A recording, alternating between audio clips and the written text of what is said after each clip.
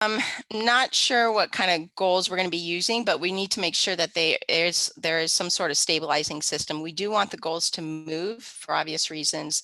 We don't want a player, hitting the goal and it not being able to move, so to give some resistance. So just make sure that there's some sort of stabilizing system on there. Obviously, no types of sandbags, because that prevents a safety hazard in case that sandbag breaks. A couple of things with goal movement. I know in the past, referees were always moving the goalpost back onto the line. FIFA's made it clear that as long as both posts are on some part of the line, then it's considered correct placement. So you can see here in B that it's just slightly off the line, but still touching the line. And that goalpost is still in a correct position. What isn't correct is if one of the posts is knocked off. Usually it's knocked off by a goalkeeper, say making a save, or maybe a defender. FIFA's added in the laws now that if the goal is moved or displaced at any time, and the ball is going over that goal line, that we would count the goal if that ball was going over the goal line, even if that post is off the line. So just keep that in mind. It does change when an attacker moves or overturns the goal. There's two types of restarts. If it was accidental, the match is restarted with a drop ball to the goalkeeper, which is now consistent with soccer. In previous futsal, it would be a different restart. Now it's a drop ball straight to the goalkeeper. If it was deliberate by an attacker, then it's restarted with an indirect free kick. And then, of course, the player is going to be cautioned for unsporting behavior. You're probably not going to see an attacker deliberately move the post off the line, but just keep that in mind. Are two different restarts. Quickly on the ball, remember, with futsal, that it's going to be a weighted ball, so it's you probably won't see any soccer balls inside the facility. The teams that I have witnessed on that teams list are all futsal teams, so they know to only bring futsal balls in. You can use a bounce test, and usually with the bounce test, it doesn't go over, I guess, the height of your knee, say. So we used size 3 and size 4.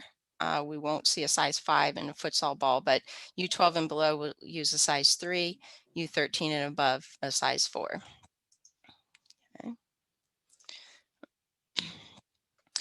Real quickly on the players, number of players, can't start or resume with fewer than 3 players. Won't have a problem with the number of players in this tournament. They've all entered this tournament with more than 5 players, so you shouldn't have any issues with that. Any type of changing the goalkeeper, they're supposed to have their own number on the back. We can be a little bit flexible with that, but just keep in mind that coaches, in soccer, they can say, use that substitution. I'm changing my goalkeeper. With futsal, it's just they're a normal player. They need to go through the same substitution procedure as a regular player. So we're not stopping the game to make a substitution for a goalkeeper. Substitutions can happen at any time. It's the only exception would be during a timeout. We'll talk about that a little bit later, but just keep in mind that it's basically, it's like hockey. So coaches aren't going to be, calling or requesting a substitution be made. It's just made on the fly.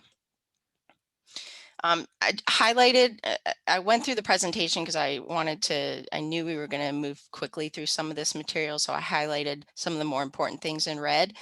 But the substitution zone is important because we need to manage that, make sure the players aren't cheating. But the substitute enters the pitch after the player being replaced is left, and they need to enter through that substitution zone that's marked, and we're going to make sure that those are marked for you guys. Okay, we typically like to, I understand you know, the technical versus practical side, and we'll get into that a little bit later. We want to use kind of that 3 strikes you're out. We don't want to caution every single time that the substitute comes onto the court, you know, prior to that substituted player leaving. We want to give them an opportunity to correct the issue. So just be flexible there, talk to the coaches, talk to the players. Just like in soccer, the substituted player needs to come through the substitution zone, but they can't restart play immediately by taking a kick in or a penalty kick or any type of restart. They need to actually step onto the court, and then if they want to take that kick in, that would be fine. So it's very similar.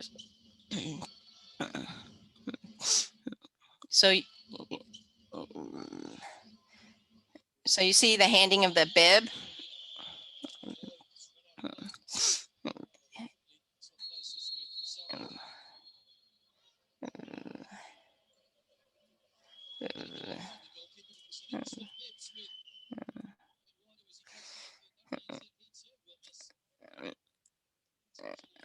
So in futsal, the handing of the bibs is a mandatory thing that needs to happen. However, due to COVID, they did go through a temporary amendment, which we'll talk about in a minute, where the handing of the bibs is no longer required. We do, again, want to be flexible with this. They don't have to slap hands or anything. They just need to go through the substitution zone. In the first video that you saw, the substitution was a legal substitution straight through the substitution zone, handing the bib. In that second video, the goalkeeper was substituting and the bib was not handed, and that's why that goalkeeper received that caution. If we do stop play, then we need to caution the substitute for infringing the substitution procedure, and then the restart would be an indirect free kick.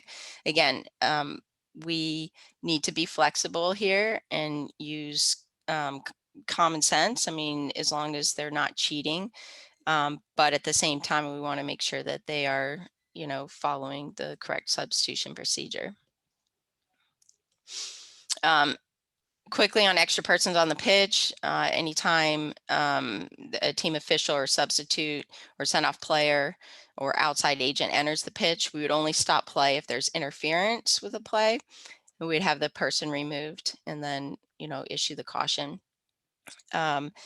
If the interference was by a team official, substitute, send-off player, then play restarts with a direct free kick, or if the interference was inside the penalty area, it would be a penalty kick. If it was an outside agent, then play restarts with a drop ball. You're not going to see this, but it's just something that you need to keep in mind in case it does happen. Improper reentry.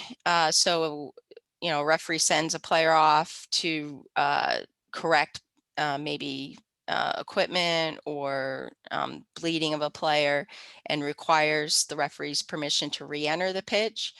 If they do so without that referee's permission, we would stop play unless, not immediately if they don't interfere with play, but caution the player for entering the pitch without permission.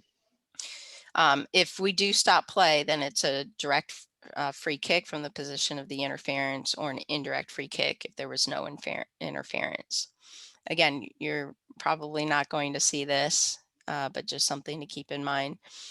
Players' equipment, we're not going to go through all this. Just make sure that they're using the flat sole shoes.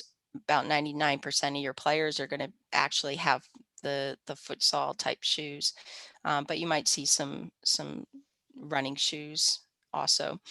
As I mentioned earlier about the bibs, bibs are actually required by the substitute while they're sitting on the bench. We don't need to be very picky with this. I think with COVID and everything, everybody's taking extra precautions, so should be, you know, maybe some hand sanitizers there and cleaning of the balls and wipes and that sort of thing. That's from my experience. So just keep in mind that if they are wearing bibs, that's fine. If they do hand the bibs, that's fine. But the handing of the bib is not required at this time. So that's the temporary amendment handed out from FIFA over the summer. Any questions on that? Okay.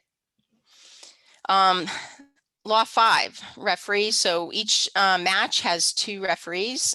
Both have the exact same authority to enforce the laws of the game. More of this information can be found in Law 5 of the FIFA futsal laws of the game, and it's 2020-2021. Previously, we did not have the authority to, or the power to issue any type of cards to team officials. That's changed this year, so we do have that power now to warn, caution, or send off team officials. Okay, just like in soccer. So if there's any type of disagreement as far as maybe misconduct, player numbers, cross signals, then referee 1, which would be on that timekeeper side, would then prevail over the second referee. But again, the referee, both referees have the exact same authority. They can call fouls in the other on the opposite side of the court and right in front of the other referees. So you guys have the exact same authority. Applying advantage is unique in futsal, you know, unlike in soccer where it's maybe called several times a game. In futsal, it's really not called a whole lot. It's very clear in the laws that it needs to be a clear goal scoring opportunity to apply advantage. And there's specific instances where we cannot apply advantages. The 4-second rule. Okay, so most of you guys have heard about the 4-second rule, which is very common in futsal. Any type of advantage is not allowed for infringements of the 4-second rule unless the goalkeeper, for example, is dribbling the ball and loses possession in his or own half of the pitch. As you're maybe blowing the whistle and an opponent intercepts it, then we would allow that advantage to be applied in that situation. So we're not going to apply the 4 seconds in any of the restarts, the free kicks, kick-ins, goal clearance, and corner kicks. The only special circumstance in the goal clearance is if an opponent is running outside of the penalty area, not interfering, and the goalkeeper maybe, you know, hits the opponent, you know, with the ball as he or she is rolling the ball out, then we would apply advantage in that situation. But for any of the other restarts, we wouldn't apply advantage. You can see the referee at the bottom. The 2-arm signal is the advantage for the direct free kick, and we'll go over the mechanics on that.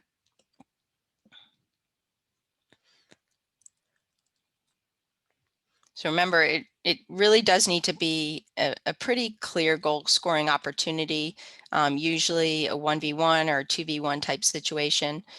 We would allow advantage. If you're calling 3 or 4 advantages a game, there's probably an issue, especially since you're not playing. We're not reffing on full-size futsal courts. They're more like basketball courts, so it will be shorter as far as distance to goal. So you won't have very many 2-on-1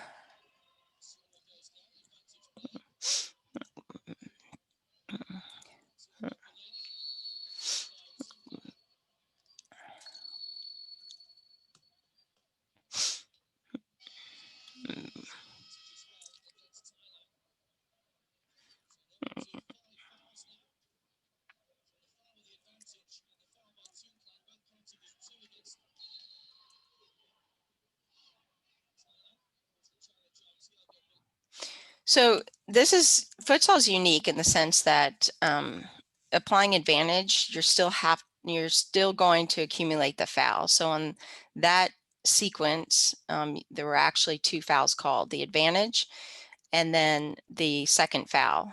And as you saw the referee, he came to center court and did the mechanics for the application of the accumulated foul. And we'll go through that right now. So on the direct free kick advantage, the two arms, and that's, there's three parts to this. So the two arm advantage would be that first part.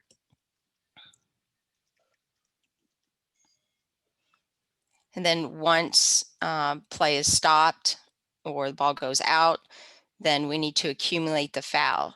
Now, we won't necessarily have a timekeeper, but it's good practice to do, if you do call an advantage, to go ahead and do part 2 and part 3 towards the timekeeper's table to signal that the advantage was called and you're accumulating the foul.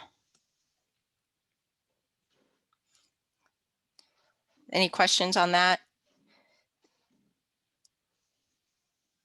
Okay. The indirect free kick advantage is very rare. It is also made by one referee. It's a one-arm signal. It's non-accumulated because it's indirect. If you remember from your lessons, we're only accumulating fouls on the direct free kicks fouls. You might have something like maybe a dangerous play that you would call an advantage on.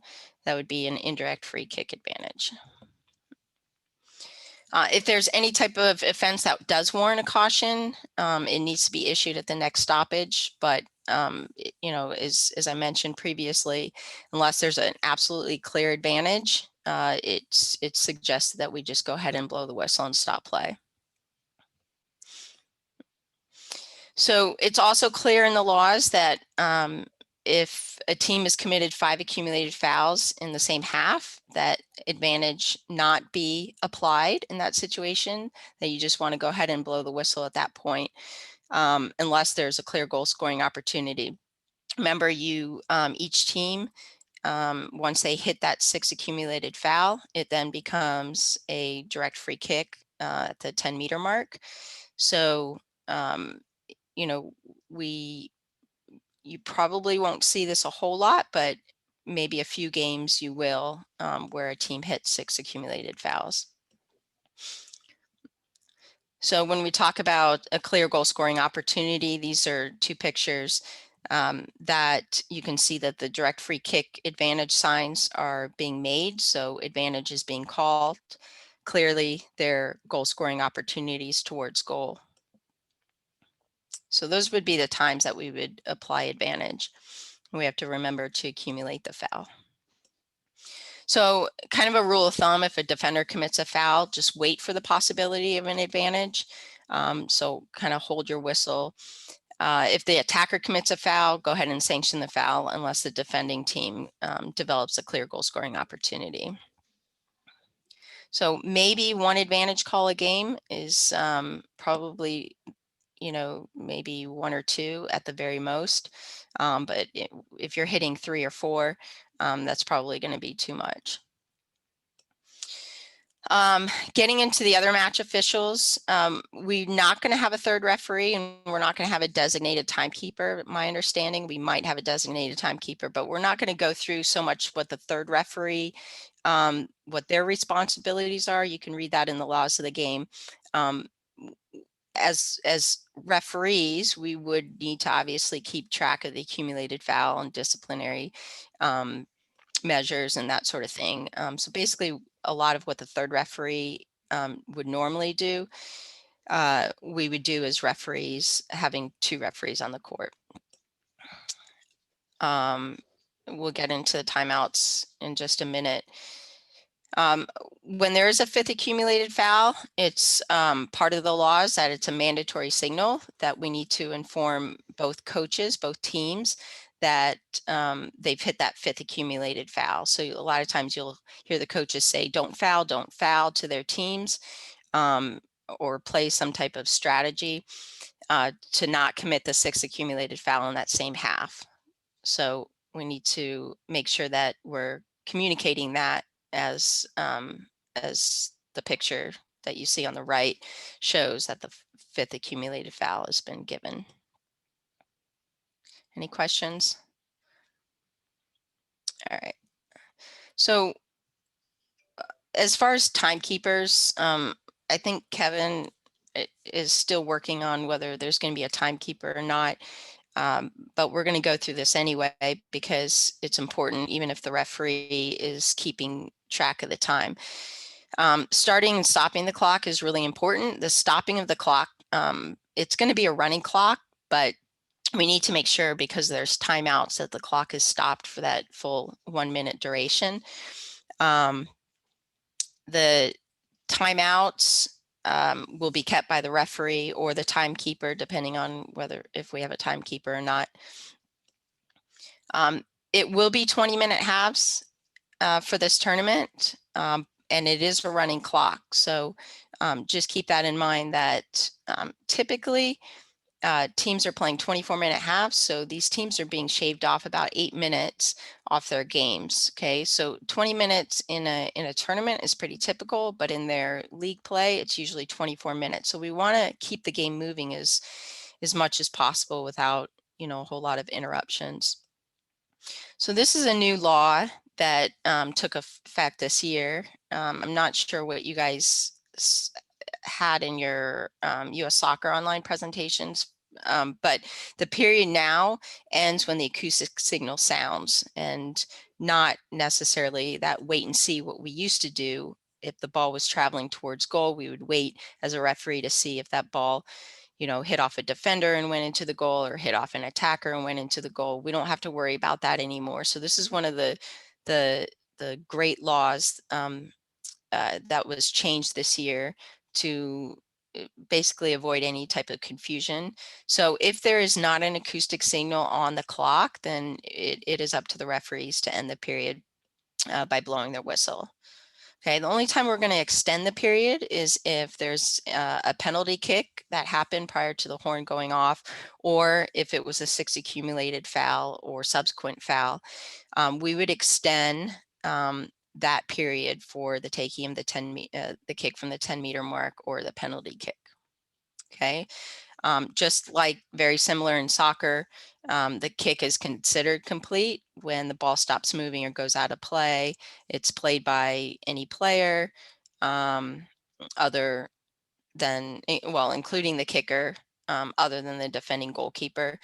But we have to make sure that, the momentum of the ball, is it's not complete until it basically stops. So it's very similar to soccer, but we need to make sure that, if a goalkeeper gets up and starts cheering and the ball spins back into the goal, that we allow the goal.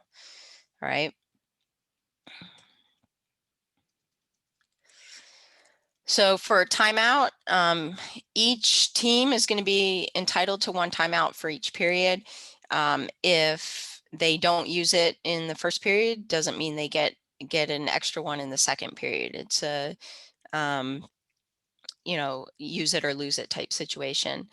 The timeout it's very important you understand the order of when a timeout can be granted. The ball needs to be in play, as the coach calls the timeout, and then once it has been requested while the ball is in play and it's their possession when the ball is out, then the timeout can then be granted. Okay, and this is important. The only time we can really be flexible with this is if a team was just scored on and the coach wants a timeout, we can be flexible and give them a timeout in that situation. Okay, and actually it's recommended that you go ahead and allow that timeout to happen if the team that was just scored on wants a timeout. But in all other situations, they can't just stand up and request a timeout. There's an order to it, and we need to be consistent with how the timeout is being granted. Any questions on that? Okay, so there's a myth out there that players all need to stay on the pitch like in soccer and they can't come off. It's actually recommended that players do leave the pitch. Most of them are going to want a drink, and for safety reasons, we obviously can't have them be on the court to have a drink. So it's clear in the laws that if the players do want to have a drink, they must leave the pitch. Okay, so we can't make players stay on the pitch. They cannot they cannot substitute on a timeout. The whistle ends the timeout, and then the substitution can be made. They can stand near the substitution zone, and once play is restarted, the substitution can be made, but they can't just use the timeout to make a substitution.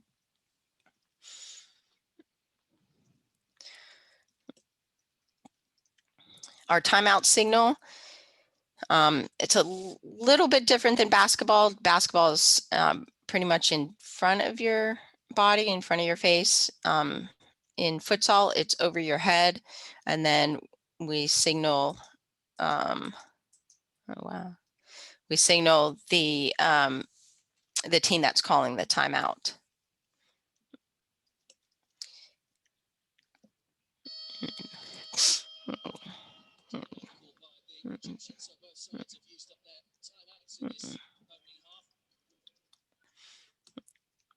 So pretty straightforward. We're going to communicate that to the timekeeper.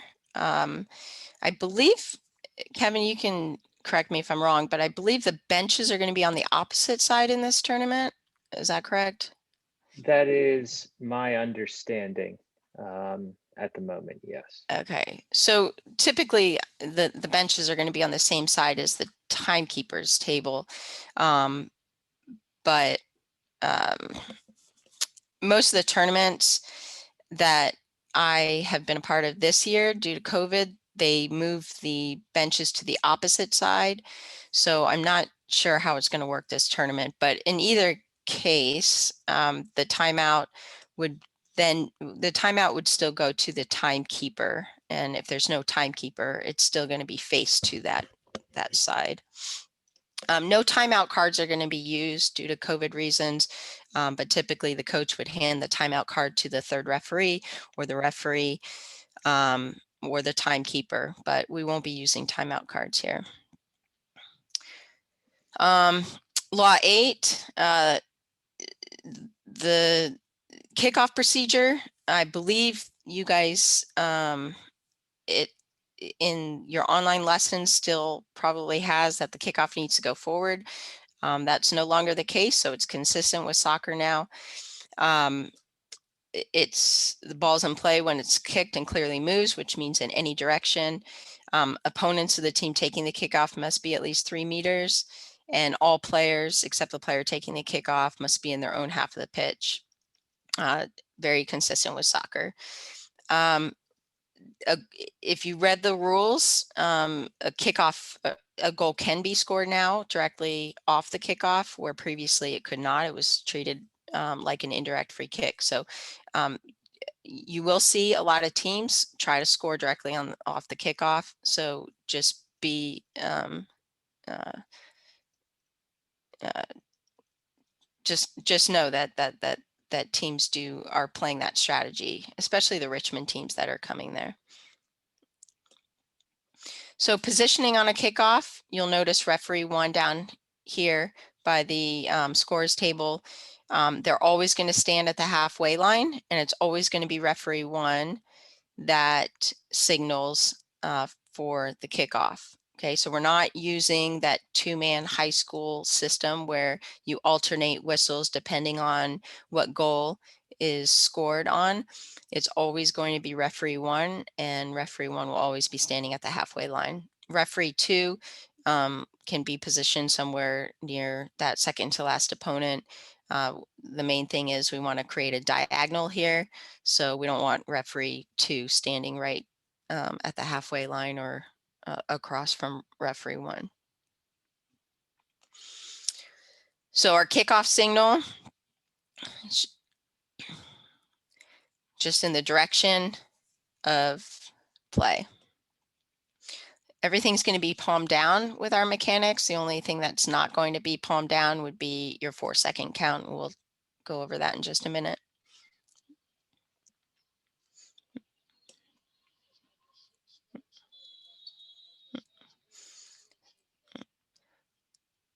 So that's a correct kickoff. This would be considered an incorrect kickoff.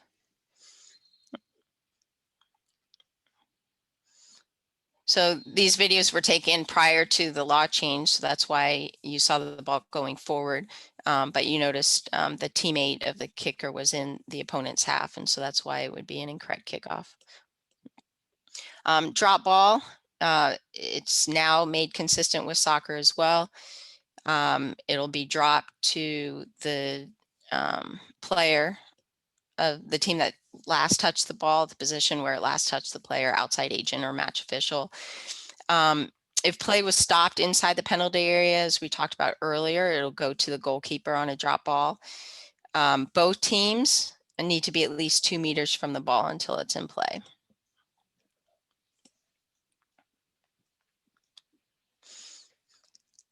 So here, the goalpost comes off.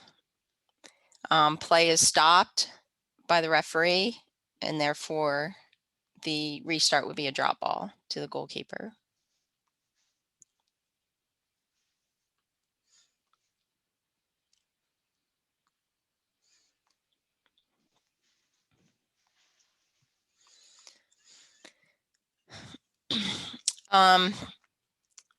Just offenses and sanctions. The ball's dropped again if it touches a player before it touches the pitch, goes out of play after it touches the pitch without touching a player. You're not going to see that. If a drop ball enters the goal without touching at least 2 players, it's restarted with a goal clearance if it enters the opponent's goal, and a corner kick if it enters the goal of the player to whom the ball was dropped. You're not going to see these, but just be aware. If a team starts a promising attack after it does hit a match official, or the ball goes directly into the goal, or the team in possession of the ball changes, then it is going to be a drop ball. It's similar to soccer, but because of the short court, it's possible that it would hit an official maybe that is maybe on the touch line, and then goes to a player, and it does create a promising attack or goal type scoring opportunity. We would need to stop play.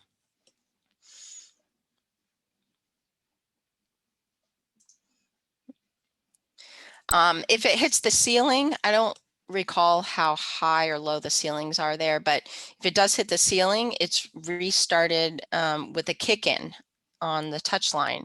Okay, even if it's on inside the penalty area and it hits the ceiling right above the goalkeeper, it's not a goal clearance. Okay, so we got to make sure that our restarts are correct, and it would be a kick in to the opponents of the team that last touched the ball. Our 4-second count, it is now shown publicly and on all restarts. So your corner kicks, your kick-ins, your goal clearance, your direct and indirect kicks, and that this includes your direct free kicks, accumulated foul, which is another term for the 10-meter mark, and always when the goalkeeper controls the ball in his or her own half. We can't forget to count. I'm still seeing referees, even experienced referees, forget to count when the goalkeeper has possession, whether it be at their feet or goal clearance. We have to make sure that we are counting for the goalkeeper. That's our communication to the players, is our public count. We're not verbalizing 1, 2, 3, 4. It's going to be used by our motioning of our arms and our fingers. The only time that a 4-second count is not going to be used is for kickoffs and penalty kicks, and not because it's not public. It's just that we don't have 4 seconds on these 2 types of restarts. Okay, so if on a kickoff the team wants to sub, that's fine. If they want to talk for 10 seconds, that's fine. We can caution them for delaying a restart, but we can't we can't give the ball to the opponents because of a 4-second violation. So just keep that in mind. Our 4-second count, yeah, the diagrams are a little funny. This is what's actually in the laws of the game, but you'll notice when I show you the video that it's a little clearer. But we're coming in from our chest and then moving our arm outward with our palm facing out. And we'll 1, 2, 3, and 4.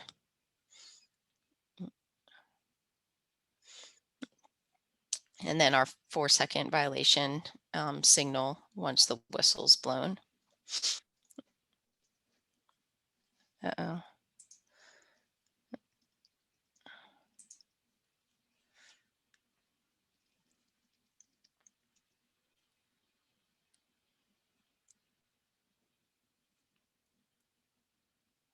Oops, technology. So we want to be consistent with the speed by both referees. Make sure one referee isn't doing the 4-second signal faster or slower than the other. So it can be part of your pregame. It's something that I watch for between the two referees is the consistency. So practice that and make sure that the referee that you're working with has the same time on the 4-second count. Hey, Carrie, Yeah. I have a question about which hand to count with. Okay. Yep. That's a good question. If the kick in was happening to my right, I would count with my left hand. Correct. And that's what I have been doing all season long. But I was watching a professional match a week or two ago, and Yeah. they were counting. If the kickoff was to their right, they were counting with that hand, with their right hand. Towards the player. Towards the player. Yeah. So so it's not, there's nothing stated in the laws of the game as far as recommendations, but if you can remember previous years, we would always use our arm outside to keep our body open. And so the same concept would apply here. So I know that I've probably told you to use the outside arm, and I'll continue to teach that away from the player. So remember our communication to the players is that 4-second count. If you're doing the 4 seconds towards the player, it's very difficult for the other players to see. So we want to do the 4-second count away from the player taking the kick in your example. A lot of the videos that you will see, the mechanics aren't exactly correct. And even some of the videos that I have here, you'll see a lot of the mechanics are not what we teach. So just keep that in mind, that you'll see different, referees at all levels doing something a little bit different.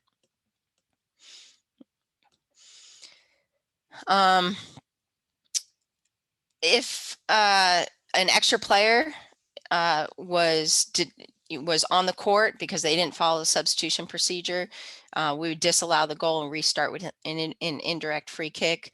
That may happen, you might see, but what you might see even more so would be a goalkeeper throwing the ball directly into the opponent's goal. Now you can punt the ball, goalkeepers can punt or drop kick into the opponent's goal. And that is allowed, but a goalkeeper could not throw the ball directly into the opponent's goal. And the key word here is directly, which means it doesn't touch anyone. We would disallow the goal and restart with a goal clearance. You might see that, but we need to also watch for any type of deflections, which would no longer be directly, and that would be allowed. Kicks from the penalty mark. We'll have this in your final games on Sunday, but just keep in mind that in previous years, prior to this year, the teams would have to reduce to equate. Now with the new laws, they may choose whether to reduce its numbers to the same as their opponents. They no longer are required to reduce to equate. And this is before kicks from the penalty mark as well as during kicks from the penalty mark. Okay, so if a team has 9, one team has 9, the other team has 8, we would go up to the coach prior to kicks from the mark, ask the coach if they would like to reduce its numbers.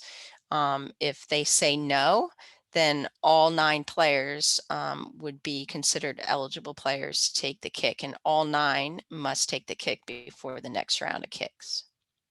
Okay. Goalkeeper information. If a goalkeeper is unable to continue, they can be replaced, but that player can't take any further part in the taking of the kick until the next round of kicks. I just mentioned this, the before and during kicks from the mark, they may choose to reduce its numbers.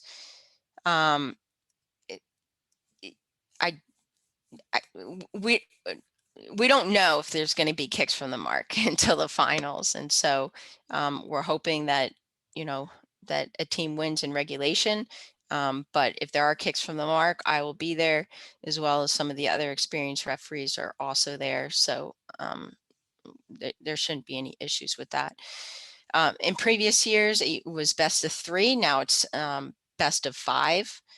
So just keep that in mind. Each kick is taken by a different player, and all eligible players must take the kick before any player can take a second kick. Positioning is new this year. Previously, the referee was where the kick was actually taken, and the second referee was on the goal line. They reversed that now, so the referee is now on the goal line, and the second referee is in position with the kicker and the kicking team goalkeeper. So you can see here we have the kicker. The second referee is in line with the kicker, and then the kicking team goalkeeper is in line with both the kicker and second referee. So in soccer, this goalkeeper would normally be behind the AR. In futsal, they are straight across. And then your referee, your head referee here, is going to be that goal line decision maker. All of your eligible players, which means including what we would normally call our substitutes, are all located now on the pitch. The only players off the pitch would be players that were sent off or not eligible because of reducing its numbers. All other players need to be on the court. Any questions on that? Just to jump in here, Carrie, according to the tournament rules specific to this tournament, playoff games are still using the 3 penalty kicks instead of the 5. Okay. So slight difference on that aspect. As you mentioned, I do have a couple of questions that have come in with regards to if a referee calls a foul, do they need to note anything in their books in terms of accumulated fouls for tracking purposes, that kind of thing? Sure. Yeah, I mean, that's a good question. So, so now that we don't have a third referee and possibly not a timekeeper, the referees would be responsible to keep those accumulated fouls. There's a couple ways you can do that. Some referees use the rubber band method. They would put the rubber band, I guess, tie 2 rubber bands, and then they would alternate the fingers based on how many fouls, and that's how they can keep it. I would not suggest using a book because it does take a long time to get out your book, mark it, put it back, and then start your 4-second count. The other option would be putting tape on your watch, and you can easily note it, tick marks on the tape. The other thing is if you have a watch that can keep track of those types of things, those fouls on your actual watch, then you can use that as well. Or you can keep your book on the timekeeper's table, and then if you're on that side, and then go ahead and make the tick marks there. So there's a few different ways to do it, but if I was, I recommend both referees keeping track of the accumulated fouls. Awesome. Okay, and just to confirm, accumulated fouls are team-wide. You're not tracking individual players for Right. individual fouls. Right. Just so everyone's on the same page there. And Yes.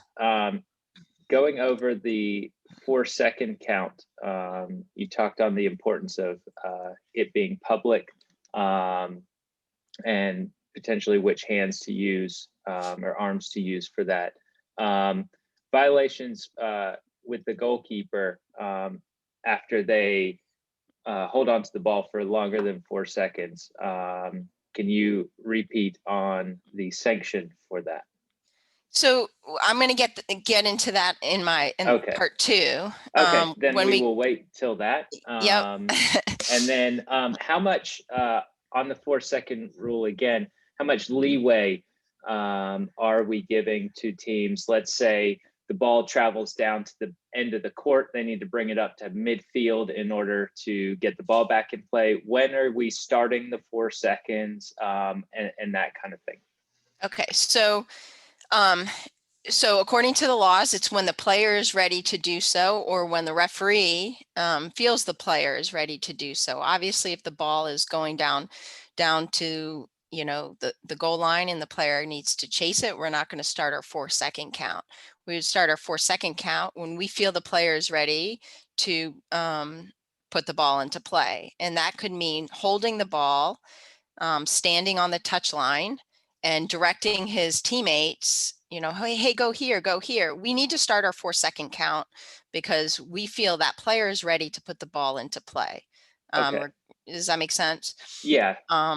If the player, a lot of times players will put their hand on the ball on the touch line, you'll see that, and not lift their hand up until they survey the court, for example. We feel that player is ready to put the ball into play when that hand is still on the ball, not when that hand comes off the ball. So we need to use common sense, but we need to be practical about it. We're not going to start our 4-second count when the player's running to get the ball. Okay, so kind of a fluid, more of a fluid 4-second start to the 4-second count, but if the player can play within reason. Correct. Okay, so and we can use our whistle. A lot of times you'll see us use our whistle saying, to get the player's attention, like, hey, I'm starting the 4-second count right now. So okay. we can use that whistle to get their attention. And just to confirm, verbalization of the 4 seconds, is that recommended? Nope. Okay. With the younger players, we're teaching our referees to, once we get to about 3, to say, come on, put the ball into play, only because they are still learning the game, and we as referees are still need to teach the game as well. With the older players, you don't need to be doing that, but certainly with the younger players, we don't need to say 1, 2, 3, 4.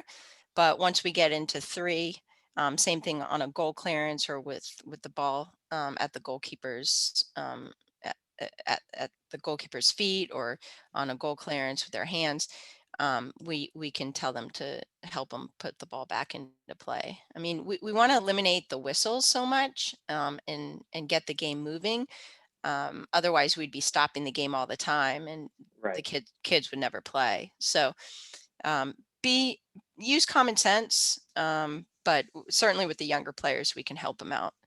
Okay, awesome. So that clears the questions I've had so far up to this point. Yep, and we're going to get into the technical versus practical side. I put something together at the very end of the presentation about some of the questions you just asked, as far as we can get to 4.2, 4.3, 4.5, and still allow the players to play without blowing the whistle if, you know, their foot is back getting ready to kick the ball in, for example, or the arm is being, you know, going back to throw on a goal clearance. So using that practical side of refereeing. We'll get into that later. And then obviously law 11, there's no offside in futsal. That's the easiest one. I'm going to go to part 2 here.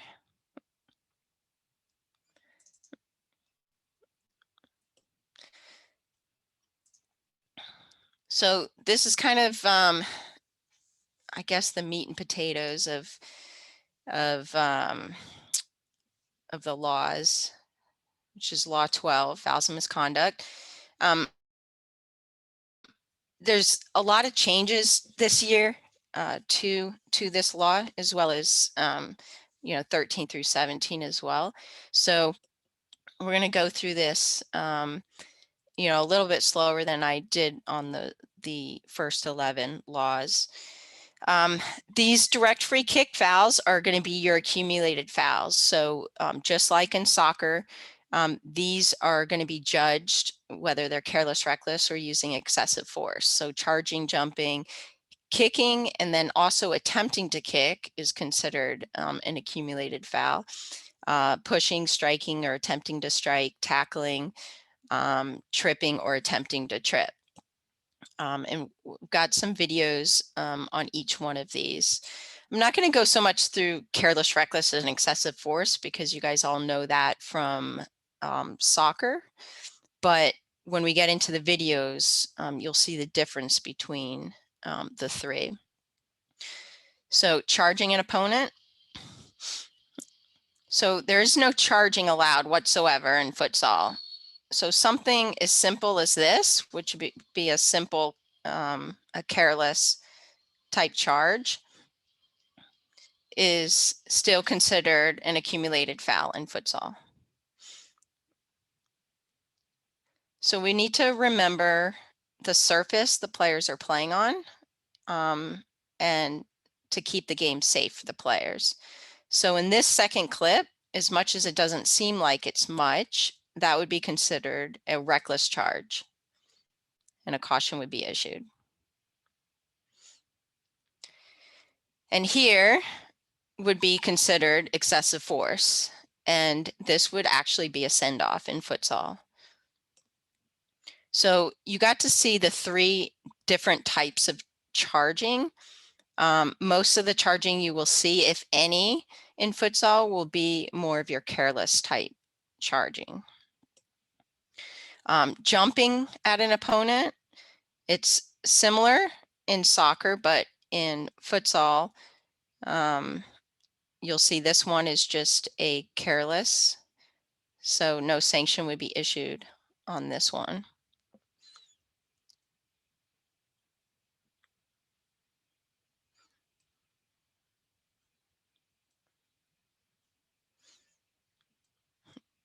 So this would be considered a reckless jumping on an opponent.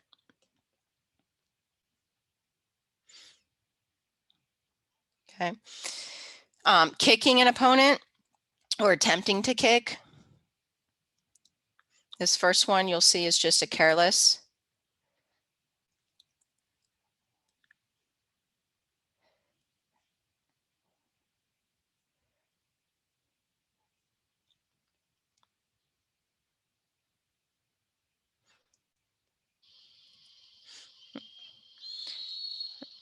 This one would be considered a reckless one. So you can see how high his leg is.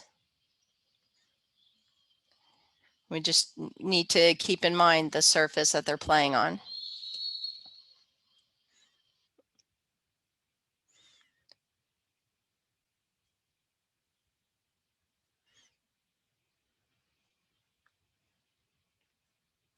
And obviously this one is going to be an excessive force, and you can see the replay. So that would be a send-off. Any questions on that? So those are pretty straightforward ones. Pushing an opponent.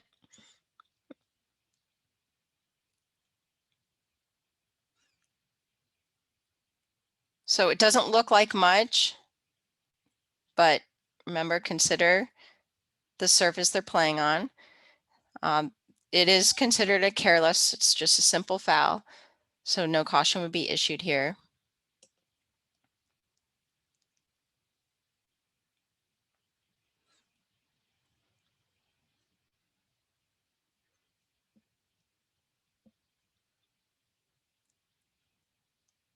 So the speed of play is also one of the major differences between futsal and soccer as well. So this would be considered a reckless push, and then a caution would be issued there.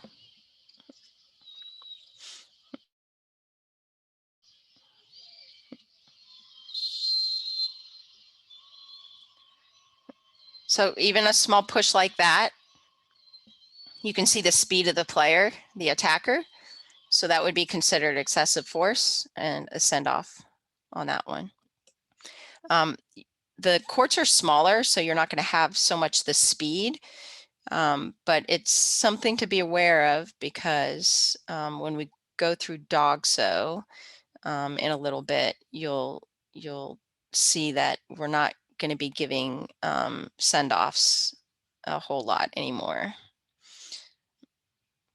Striking, just a couple of videos on striking. It's more of an unintentional,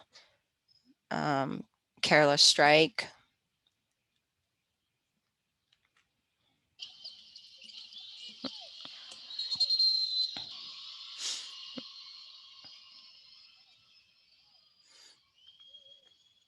So even though this one happened inside the penalty area, it is considered reckless. The restart would still be a corner kick because the ball never came into play. So misconduct would still be issued. The caution would still be issued, but the restart would not be a penalty kick. It would still be a corner kick.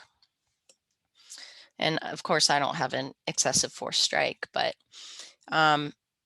use of arms and elbows, you know, a lot of times the ball is going to be on the ground, so you won't see so much of the ball in the air in futsal, but just keep in mind the same things that you would in soccer, the arms being used as a tool or a weapon. In futsal, it's not just the lower body you need to keep a watch on, but also the upper body. Tackling. So you see the goalkeeper take out the attacker here.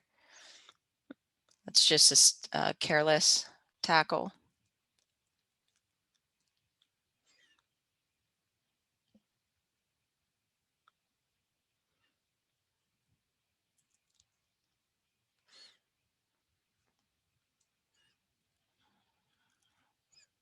And that one's going to be a reckless.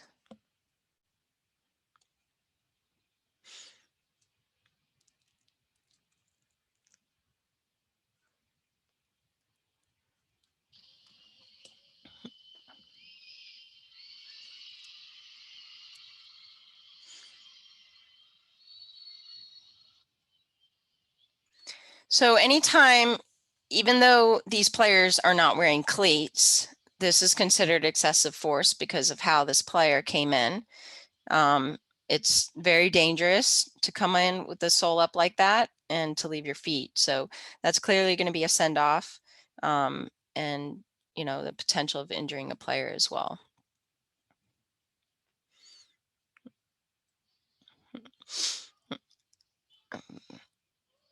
So I put this video in. Sliding is allowed.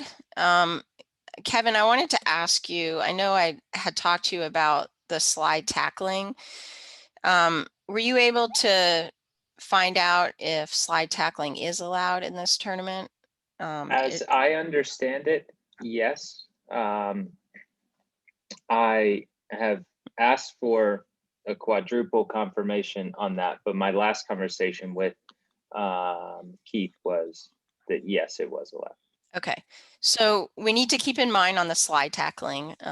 It's a lot of tournaments don't allow slide tackling. So if this tournament does allow slide tackling, we need to make sure that during the slide tackle that it is strictly on the ball and not any type of player's body, because it then becomes a kicking foul and accumulated foul. So we'll get that information to you guys as confirmation once we know for sure. But slide tackling, I guess, is allowed.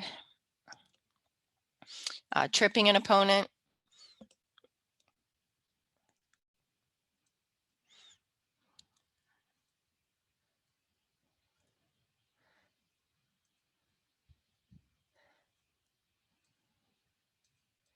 So that would be a careless trip.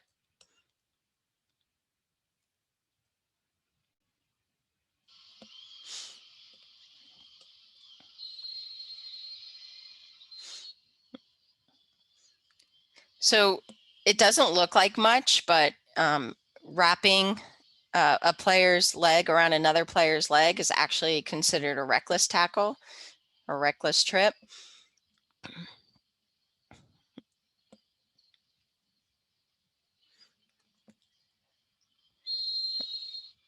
And then the player lunging like that to a goalkeeper is actually considered excessive force. So that would actually be a send-off.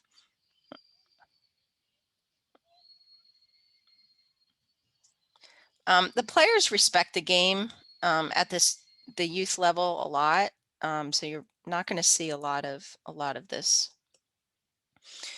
So the 7 offenses that we just went over are ones that foul severity is given. So it can be a careless, a reckless, or excessive force type foul. For these direct free kick fouls, they're still accumulated, but we just need to determine whether they happen. There is no foul severity associated with them. So handling, holding an opponent, impeding with contact, biting, spitting, throwing an object at a ball, they're still accumulated fouls. Handling, we'll go into handling a little bit more specifically. These are obvious handling, intentional handling, making your body unnaturally bigger.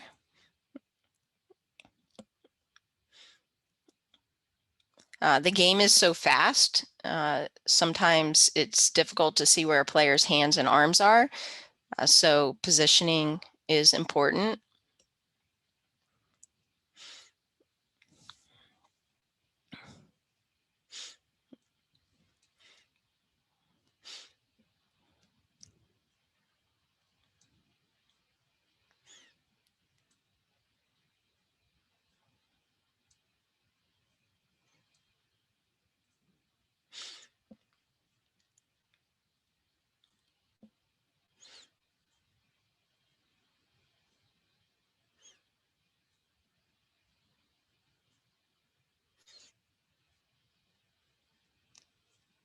So you see the goalkeeper come out on this one. When we get into DOGSO, last year it would have been a yellow card, and this year, if it was a DOGSO type situation and there were no players behind, it would then be a red card because the goal would be unguarded. We'll talk about that in a minute. So when goalkeepers are in their own penalty area, or except for goalkeepers in their own penalty area, it is an offense if a player deliberately touches the ball with his or her arm or hand, including moving their hand towards the ball. If they gain possession or control after the ball has touched his or her arm and scores in the opponent's goal or creates a goal scoring opportunity, it's going to be handling.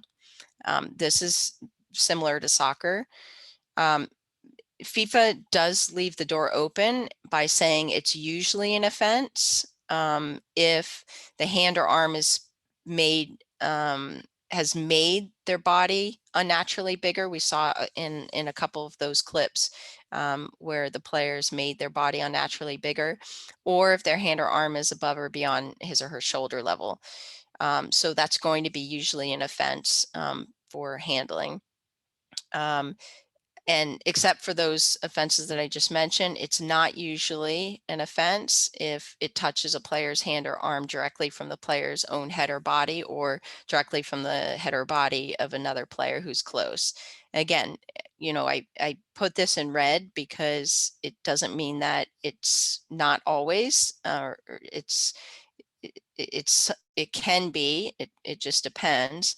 But FIFA did leave the door open by saying it's not usually an offense.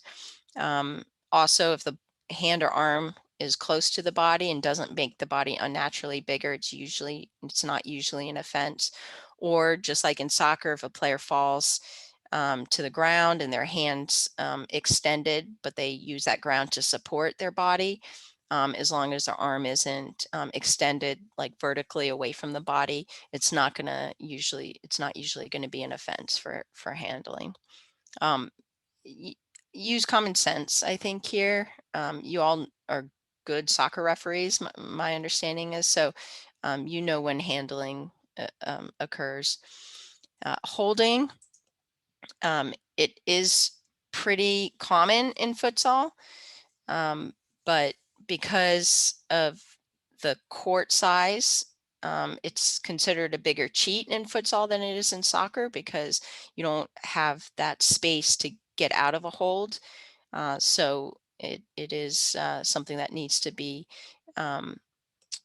whistled pretty much immediately. There's probably not going to be much of an advantage on a hold.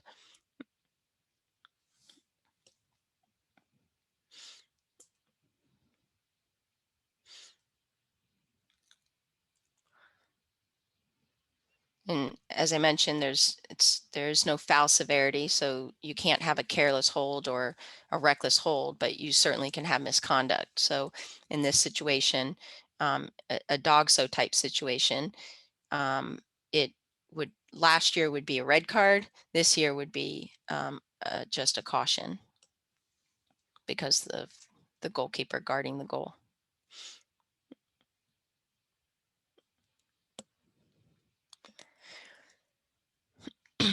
So caution if it's unsporting behavior, if it prevents an opponent from playing the ball or gaining an advantage. Send off a player if it denies an obvious goal scoring opportunity and the goal is unguarded. Guarded and unguarded is going to be a pretty big discussion point, and I think FIFA is going to end up changing this next year. There's some confusion on it, so but as I mentioned, holding is a bigger cheat in futsal, so more consideration should be given for misconduct if you do see some holds. In the younger age groups, you're probably not going to see it. In the older age groups, it is quite often a tactic, especially with the new laws as it relates to the goal being guarded or unguarded. Players are starting to take advantage of that. Impeding the progress of an opponent, it's same thing in soccer. It's when you're not within playing distance of the ball. Shielding is obviously allowed, but impeding with contact is going to be sanctioned with a direct free kick and an accumulated foul. Impeding without contact is an indirect kick, and we'll get into that on our indirect free kicks. But remember, players can shield the ball, but it's considered impeding if they're not within playing distance. Okay, so dog-so. Dog-so, we still need to keep in mind the 4 Ds, but the biggest change this year is whether the goal is guarded or unguarded.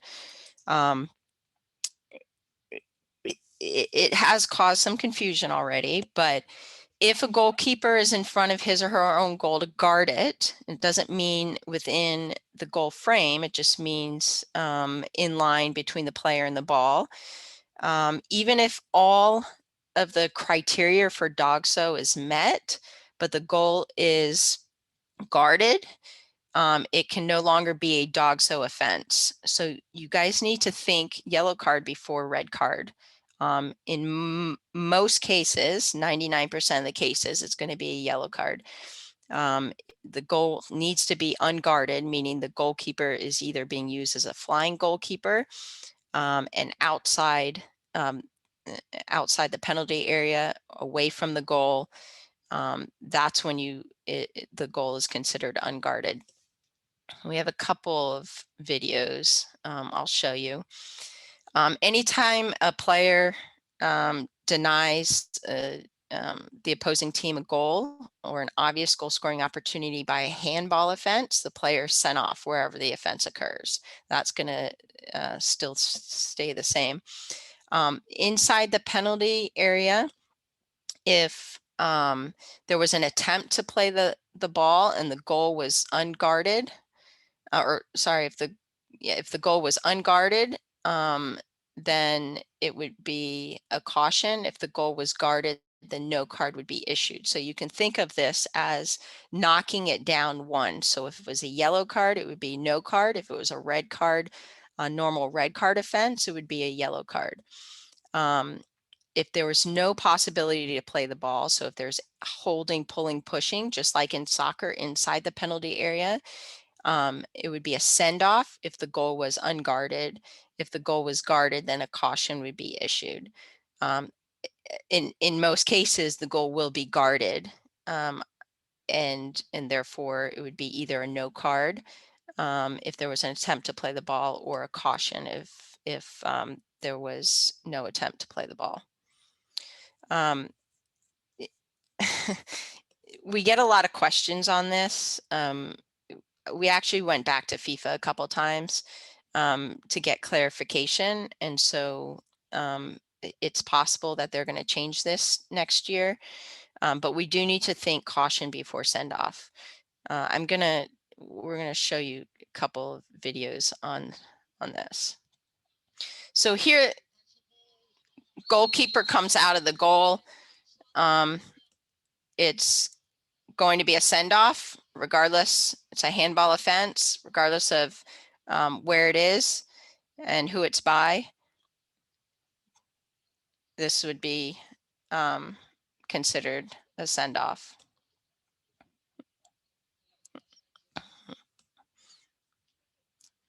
Okay.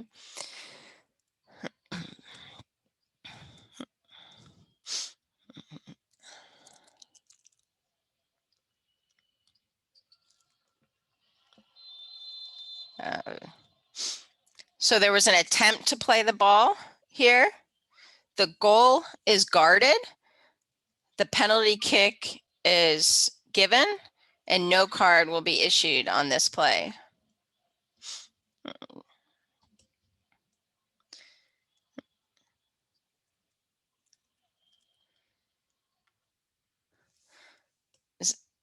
Does anyone have any questions on this yet? So far, no. no questions as yet. Okay. Okay.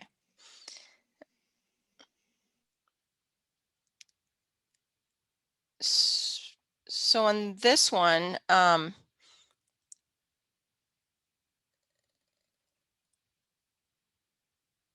goalkeeper is considered guarding as the ball is coming towards him, but once the ball is past him, it is now considered unguarded.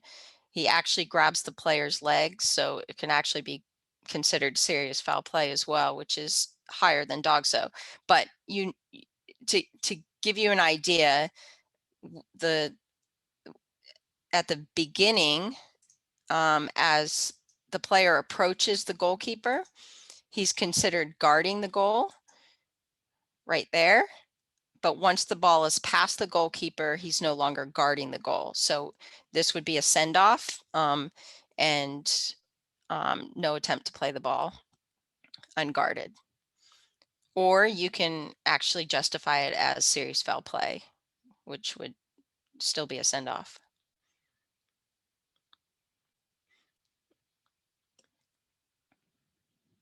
So here you see what we call a flying goalkeeper in yellow. He's clearly outside of the penalty area. So dogso situation, this one's an easy one. Goalkeeper is unguarded, or the goal is unguarded, send off.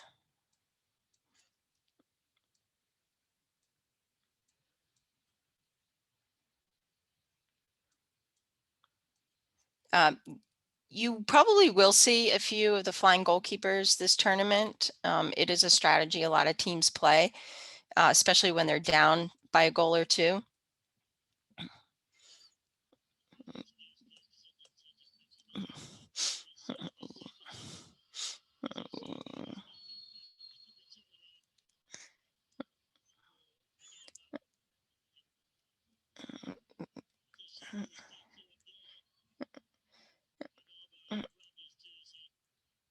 So this is actually an older video. I actually cut it where last year it would have been an easy send off, holding, no attempt to play the ball, dogso situation, red card. This year it is now a caution. The goalkeeper is guarding the goal in line with the ball and the player. We cut out the referee issuing the red card. It's now a caution. Okay, so when I said think caution first, they are making it easy for players to get away with some things that would normally have been a send off in previous years.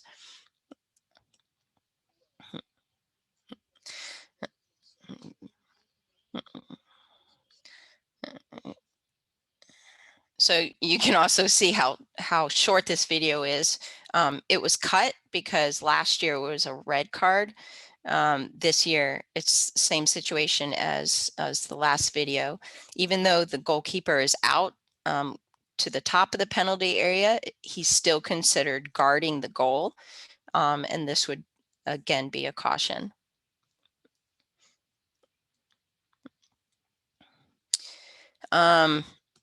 Any questions on that? We're nearing the end of dogso, so I don't expect, I haven't seen any dogso type situation in the last 2 months that we've been back in futsal with the new laws. So it's going to be very rare. You're not going to see that. So we did have a question here, I think potentially answered, but just to go over it and confirm. Can a field player guard the goal if the goalkeeper is out of the area? Okay. No.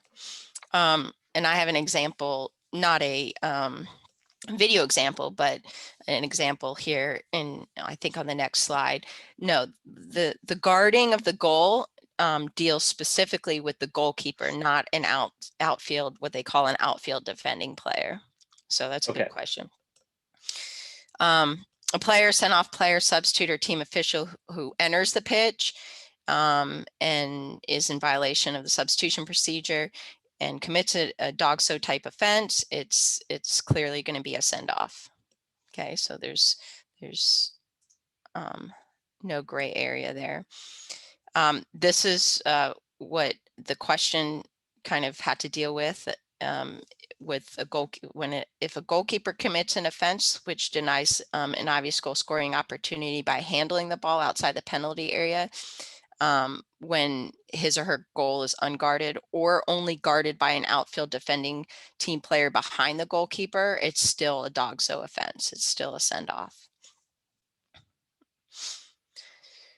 All right, so dogso was kind of our largest category here. We still have a few more laws. We're going to go quickly through indirect free kicks. The main thing here, what's new is blocking in futsal. All the rest are very consistent with soccer. We all know what dangerous play is in futsal. It's a little bit different. We'll see a lot of locked legs. They call it catching the ball. So be aware of that. It is considered playing in a dangerous manner. And you'll see, I believe this one is 2 players going in with locked legs, or one going in with a locked leg, that's considered an indirect free kick. It's not an accumulated foul, but we need to call those. So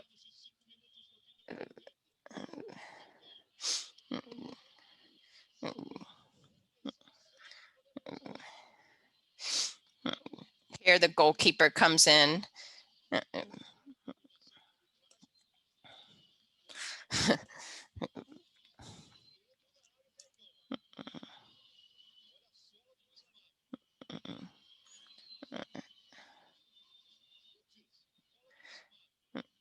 So just be aware of that. Any of the lock type legs or ankles towards a ball is considered dangerous play. Blocking is similar to a moving pick in basketball. If you guys watch basketball, the player needs to be stationary at the time of contact. This is a legitimate tactic in futsal, and coaches are starting to teach this now that it is considered legal. So be aware of players moving and creating that block. It can be performed against an opponent who may or may not have the ball. This is the only type foul that where contact is made and it's not a direct free kick. So an illegal block is actually an indirect free kick, regardless of contact.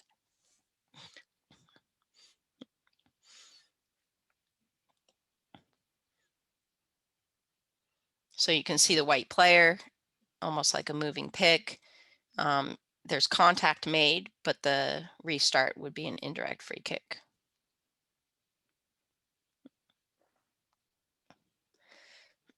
Offenses against goalkeepers. Remember, there is contact. Carrie, before we go on, I had a couple of questions Okay. come up here, if you don't mind. No, go ahead. On the particularly on where the first and the third video, when the players are going in for the ball that is bouncing, there seemed to be more contact with the ball than with the player. And so could you help referees understand the differences there and why you would say that is a foul against one player versus the other player if both players are reaching and their legs are reaching for the ball in the air in that way? So you're referring to the ones on the dangerous play, correct? Yes. Yeah. Okay, so so usually it's one player that is going in. I understand if both players are going in, you can't call it against one, but usually it's one player that goes in after the opposing player already has possession, and that's what's creating the dangerous play.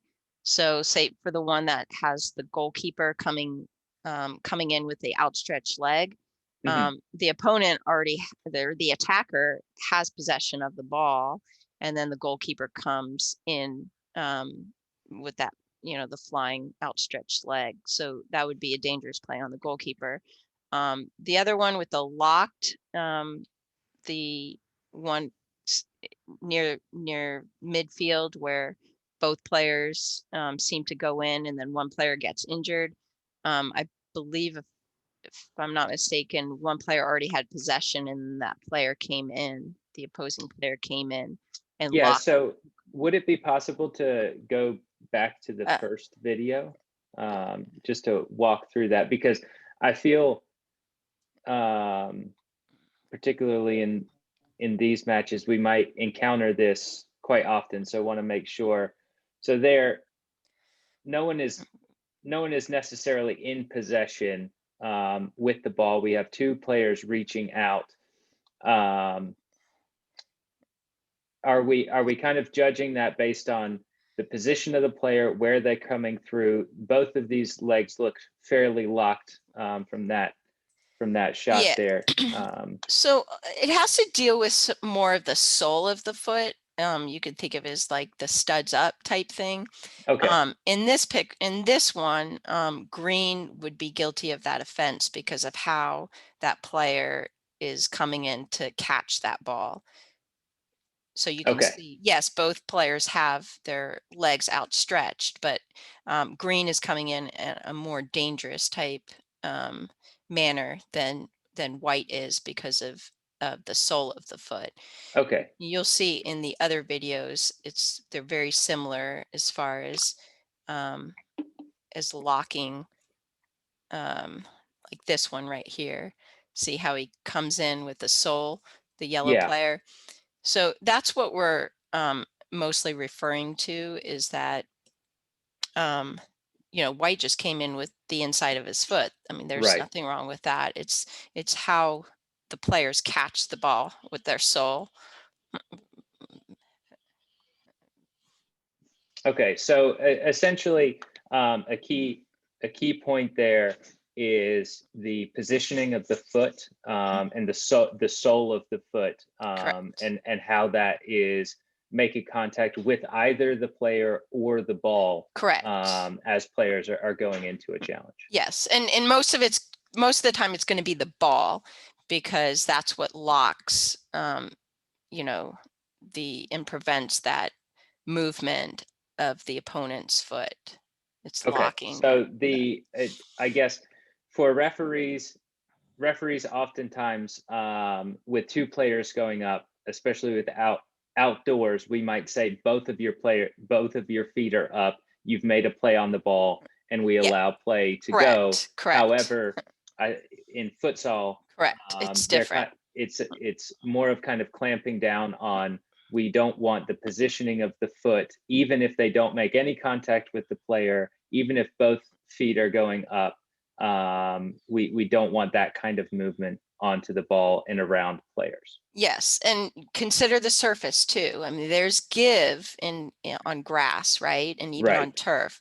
On a hard surface like that, there is no give, and that's what makes it dangerous, is that lock of the foot to the ball on that surface. It just stops it.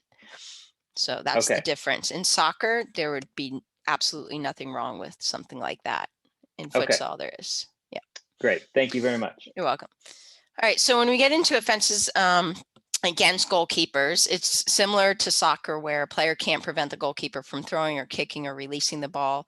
They can't stand in front of the goalkeeper, restrict the movement of the goalkeeper. So those would all be indirect free kicks. Control is different, a little bit different in futsal, because of how the speed of the game and how fast it is. The possession or control by the goalkeeper is key. The positioning by the referees is key. If they have one finger on the ball and it's on the ground or against a player, that's considered possession. So we need to be aware of that, and we do need to protect the goalkeepers. It's a very they'll have 100 shots a game against them. So just be aware of the possession and the positioning to where you can see. And if you have to step on the court to see, then you need to do that. So offenses by goalkeepers, we talked about the 4 seconds and how important it is to publicly count. They can have possession at their foot within their own half, but it can only be for 4 seconds.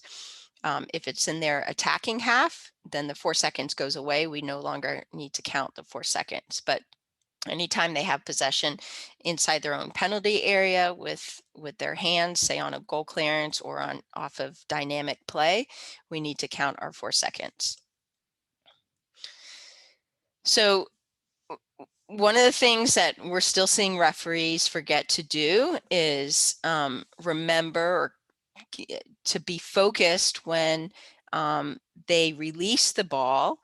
They can't have it played back to them by a teammate without an opponent touching it or it going out of play. So after playing the ball, after releasing the ball, whether it be on a kick in or a goal clearance or dynamic play, they cannot touch it again in their own half of the pitch until it's been touched by an opponent or goes out of play. Same thing, just like in soccer, you can't play it back to the goalkeeper. They can't pick it up. If they touch the ball inside their own penalty area from a kick in and pick it up, they can't do that. That's an indirect free kick as well. So this is the old mechanic here, and this is a very fast 4-second count. I don't recommend going 4 seconds that quickly, but that gives you an idea of the 4-second violation there. So you see the goalkeeper released the ball there, and we need to stay focused as a referee. Ball's played back to him. It's now an indirect free kick for the opponents.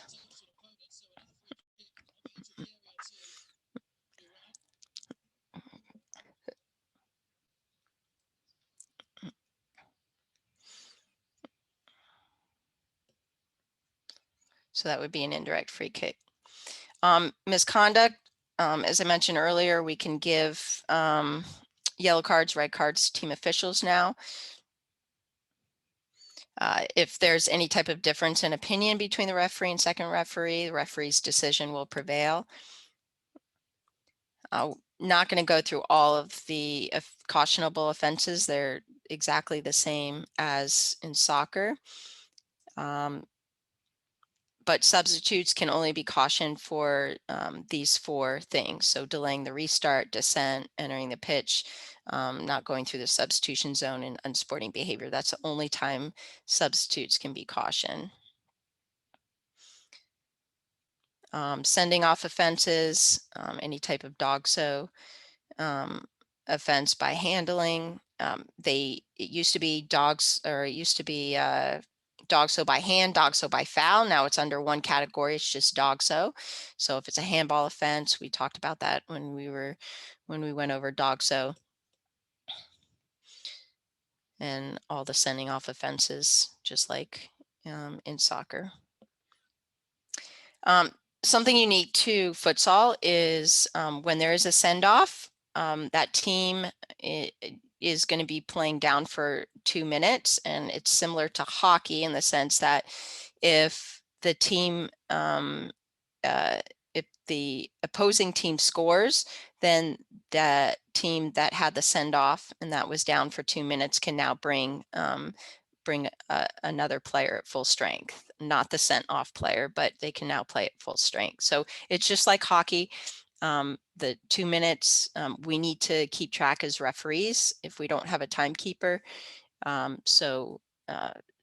You're probably not going to have a send off. It's very difficult to have send offs now, but just know that 2 minutes comes into play.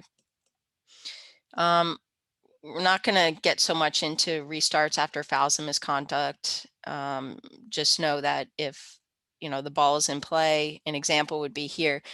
A player throws a shoe or shin guard and hits a substitute off the pitch, then the players restarted with a direct free kick on the boundary line to where the offense occurred. You're not going to see a whole lot of that, but free kicks, quickly on the requirements for free kicks. We still have our 4 seconds.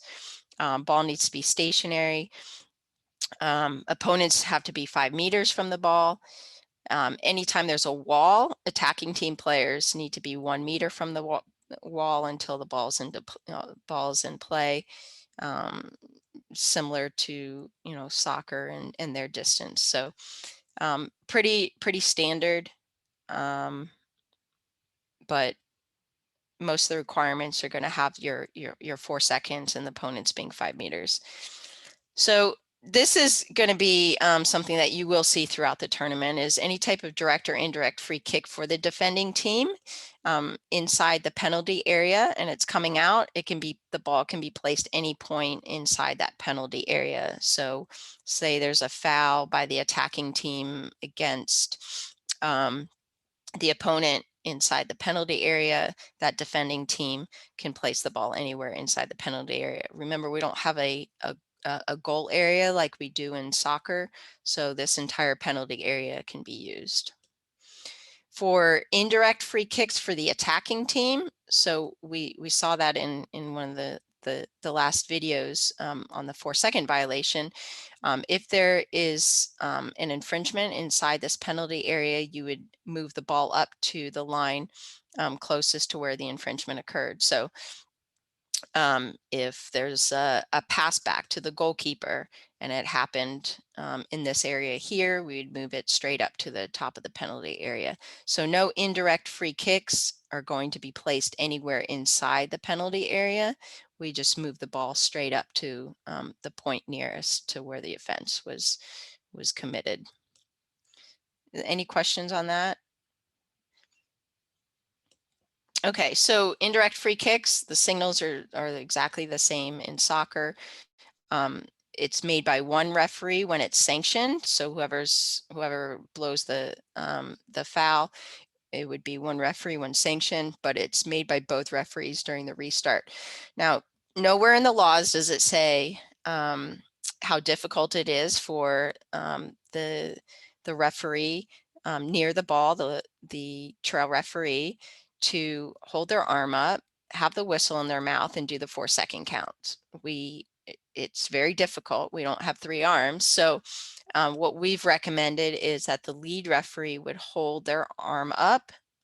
All the focus is going to be towards that goal area where the shot's being taken, which is where that lead referee is. So that lead referee would keep their arm raised, and the trail referee would then do the public 4-second count. And that's recommended.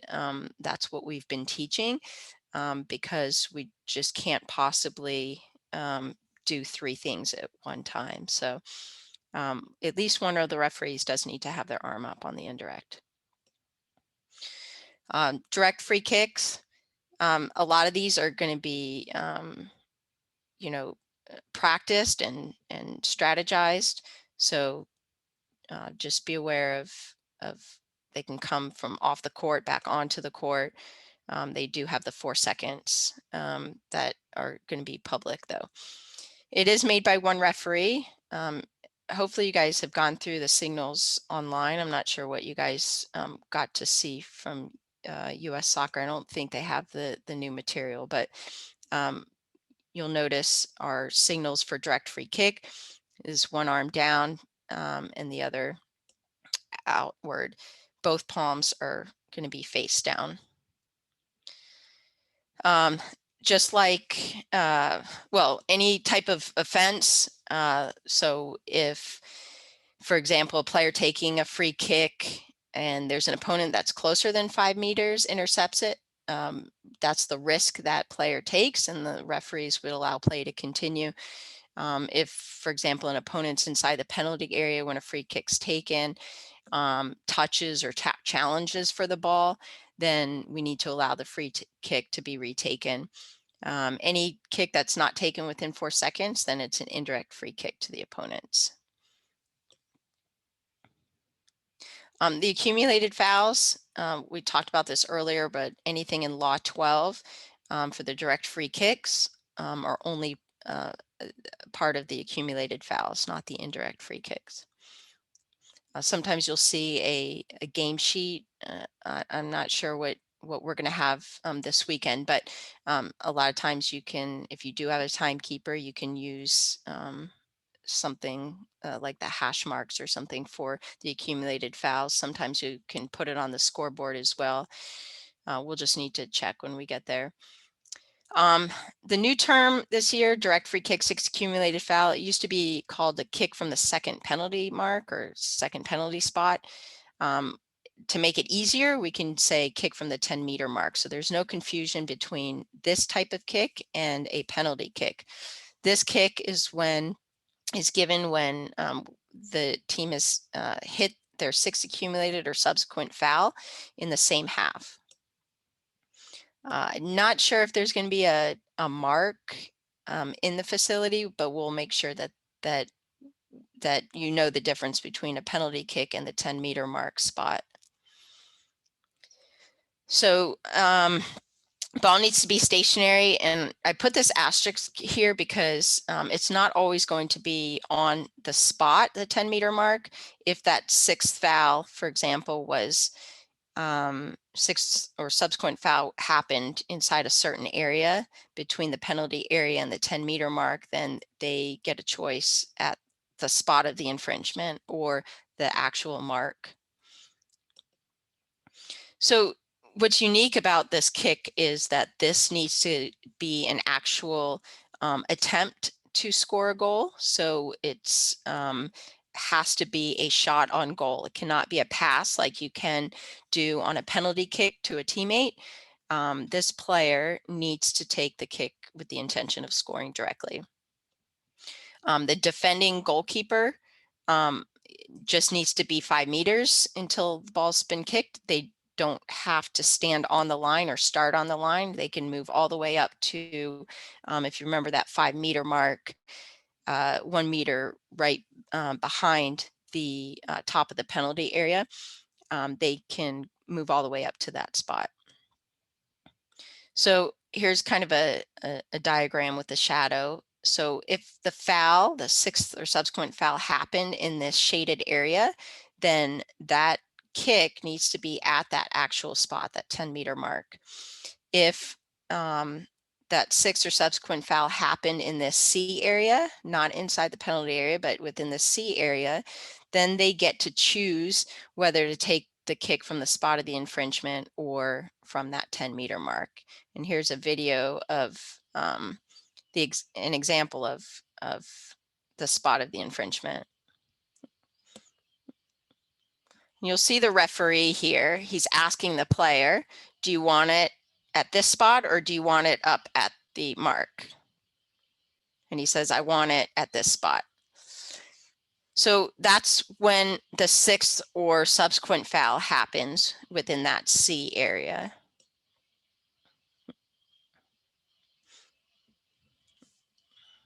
Oh my gosh. Here's another example. The 10-meter mark is up here. The foul happened within this area.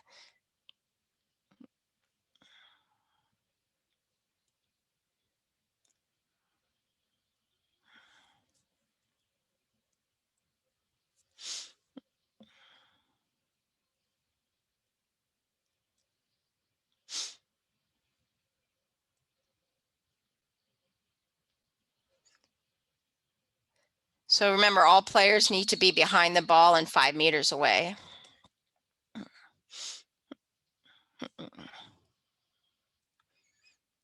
We're not going to go over this, but it is in the laws. It's similar to soccer. If there's encroachment by attacking team player, defending team player, I just highlighted a few of the more common ones.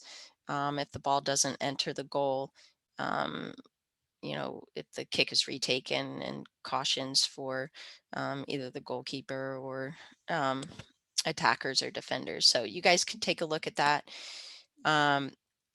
Here, a lot of times you'll see players move all the way back.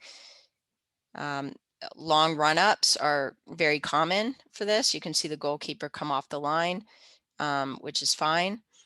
In this situation, the attacker, it hit the goalpost and then came back to the player taking the kick. So that would be just like in soccer, an indirect free kick.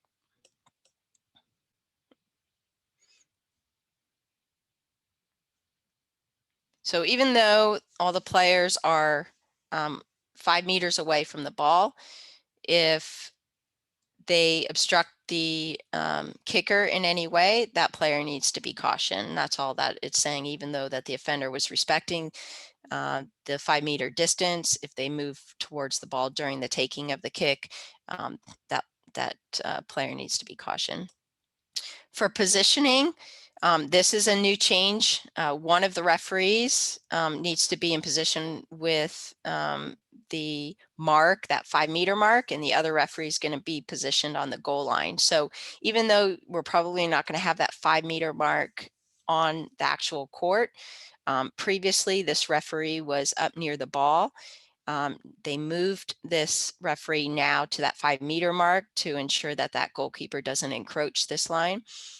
This other referee is going to be that goal line judge, but this referee is still responsible to manage the kick and manage the players and ensuring that they're 5 meters away and behind the ball. Same thing here. It's kind of a better diagram here, but you can see this referee even with that 5-meter mark. On the spot of the infringement, so if the player takes the kick, decides to take the kick here, this referee is now positioned in line with the ball. The other referee is positioned at the intersection of the goal line and the penalty area line.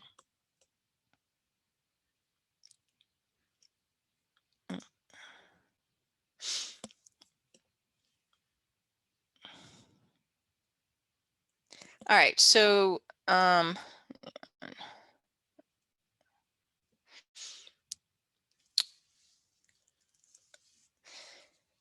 right, so for penalty kicks, goalkeeper needs to have at least 1 foot on the goal line. All players need to be 5 meters away, and it's in play when it's kicked in forward and clearly moves. So this is one where a player can play it forward to a teammate, and that teammate can run on to the ball, unlike the kick from the 10-meter mark. The penalty kicks signal is exactly the same as a direct free kick. We don't run onto the court and point to the spot, although you will see some referees still do that. It is still made from the touchline area.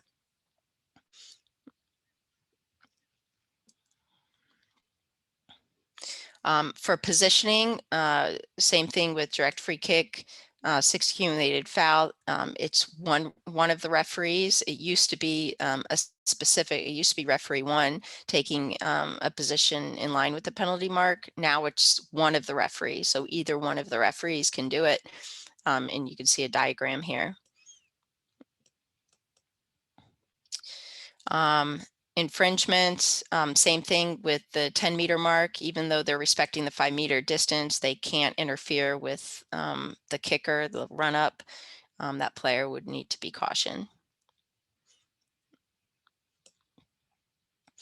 We don't really need to get into if the ball strikes an object, but restart is going to be a drop ball if it touches rebounds from a goalkeeper or crossbar, and then it's touched by an outside agent. Same thing here. You guys can, if you want, you can almost make a photocopy out of the laws of the game and keep this in your book if you want to look at it. All right, so on kick-ins, really the main thing here is that the ball needs to be stationary and it needs to be on the touch line. Previously, prior to this year, it could be 25 centimeters behind the line. Some players still think that that's the case. We don't want to be real picky with this. We can talk to the players and be proactive when it comes to telling the players and teaching the players that the ball needs to be on the touch line. But you know, we don't want to be police officers so much. Otherwise, the game would never be played because the ball's not going to stay on the touch line. So let's use kind of that practical type refereeing, and know that, you know, even if the ball barely rolls onto the court, we need to allow them to play. The kids don't understand that there's a bladder in the ball, and in order for it not to roll, the bladder needs to be placed downward, and so the ball will roll. And so we need to allow them to, we'll still start the 4-second count, but we need to allow them to play the ball. If the ball doesn't come with, I guess what is being said, not come into the court. So if the ball leaves the court, it's not a retake by the same team. It's taken by the opposing team. So if you think about it, if the touch line is part of the pitch and the ball is placed on the touch line and it rolls off the pitch, it's considered having already been in play. So the ball would then go to the opponents. There's no retake like in USSF if the ball doesn't come in. Cannot score a goal directly from a kick in. So if the ball enters the opponent's goal directly, a goal clearance is awarded. Our kick in signal, 45 degrees with our palm down.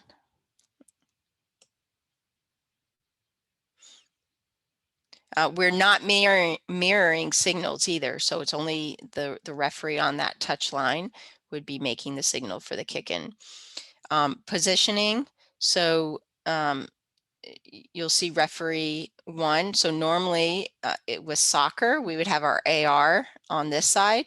With futsal, we want to keep the ball in between the 2 referees. So the referee would be on the left side as play is going to the right. Referee 2 is going to be near the goal line area or that second to last opponent. Remember the 5 meters on kick-ins by the opponents. We don't want to be issuing cautions every time an opponent's less than 5 meters, but we can use that preventative officiating technique, and especially if the player taking the kick-in does not have any options, then we need to move that opponent back. It's important though that we don't reset our 4-second count if that player is asking for distance. So if you are already on 2, for example, on your count, and the player taking the kick in says, referee, I want my 5 yards, we can move that player back, but the count does not reset. So we would then start on 2. Okay, that's important because you'll see some players take advantage of referees and see if they'll restart their count.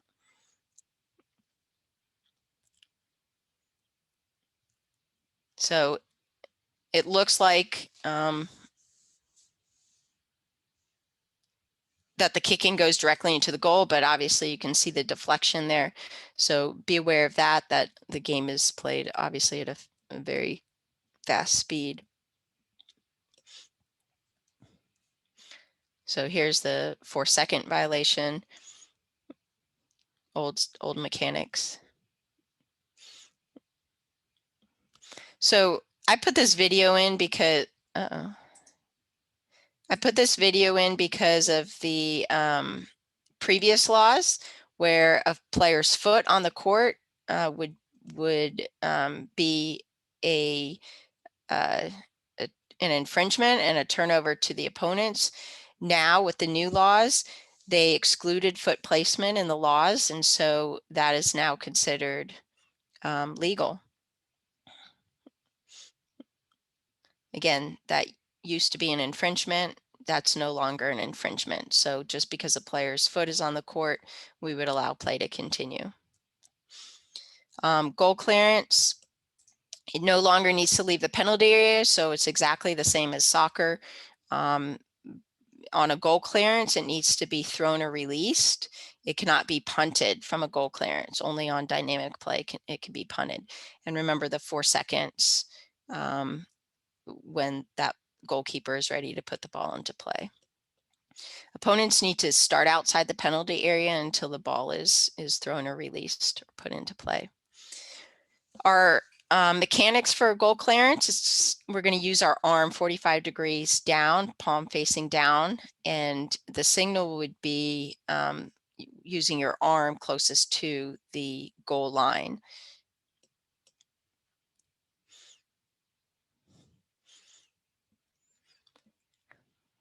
Now, it'll usually be made by one referee unless the other referee is maybe unaware of whether it's a goal clearance or a corner kick, and that other referee across the court can then assist. But the goal clearance should be made by one referee. You'll notice the positioning. So the goal clearance is over here, and you'll see referee 2 is at the top of the penalty area. And that's to ensure that the goalkeeper does not step outside the penalty area on a goal clearance. If they do step outside, we would have the goalkeeper come back into the penalty area, since the requirements have not been met about being thrown or released from inside the penalty area, and we would not reset our 4-second count. So if you start your 4 seconds and you get to 3 and the goalkeeper steps outside the penalty area, we bring the goalkeeper back inside the penalty area, inform him or her that they are starting on 3 and they need to release the ball. The other referee is positioned down the court. We like to say at the lead attacker. I know the book says second to last opponent, but to compress the diagonal a little bit, usually that referee should be near the lead attacker.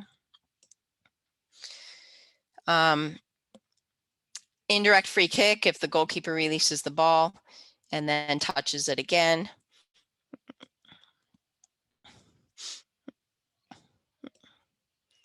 So that's an obvious one. If opponents are inside the penalty area because they didn't have time to leave, then we allow play to continue. If an opponent who's in the penalty area when the goal clearance is taken or enters the penalty area before the ball's in play and then challenges for the ball, then the goal clearance is retaken. And then finally on corner kicks, there's not going to probably be a corner arc in the facility, but the corner arc, the spot is actually just where the ball needs to be, right on the corner anyway. So there doesn't necessarily need to be an arc there. Play needs to be put into play. The ball needs to be put into play within 4 seconds, with the player being ready to do so, or when the referee is ready to start their count. If the ball is placed outside the corner arc area, we don't give the ball to the other team for a goal clearance. Still seeing referees do that. We would have the player place the ball back on the corner and not reset the 4-second count. So we continue where the 4-second count left off. Our corner kick mechanics, 45-degree angle down, palm down. And we're doing these signals. We're not running down to the corner like we would in AR in soccer. So wherever we are on the court, if it's on your touch line, you would signal the corner kick and then move to the top of the penalty area to do your 4-second count.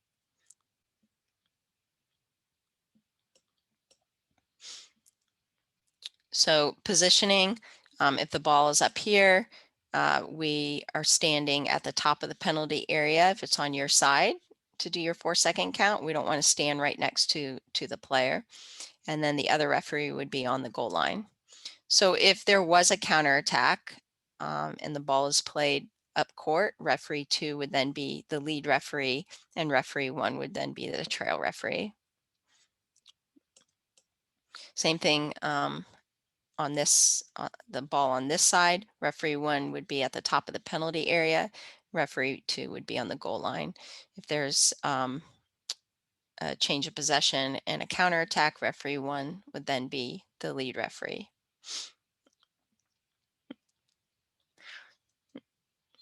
So you see the referee signaling a corner kick. So he moves up a little too high. You should really only be about 6 meters. And he's also facing the kicker, and we want to face the court as a referee.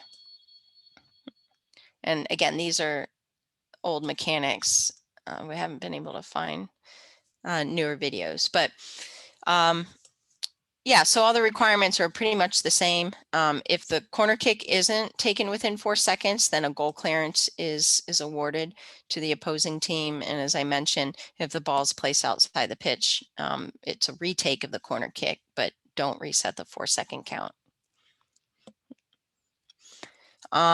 Any questions on laws 1 through 17? I have about a few more minutes on teamwork and positioning and expectations. Let's see, just looking through the chat box here. I'll save that question to the end.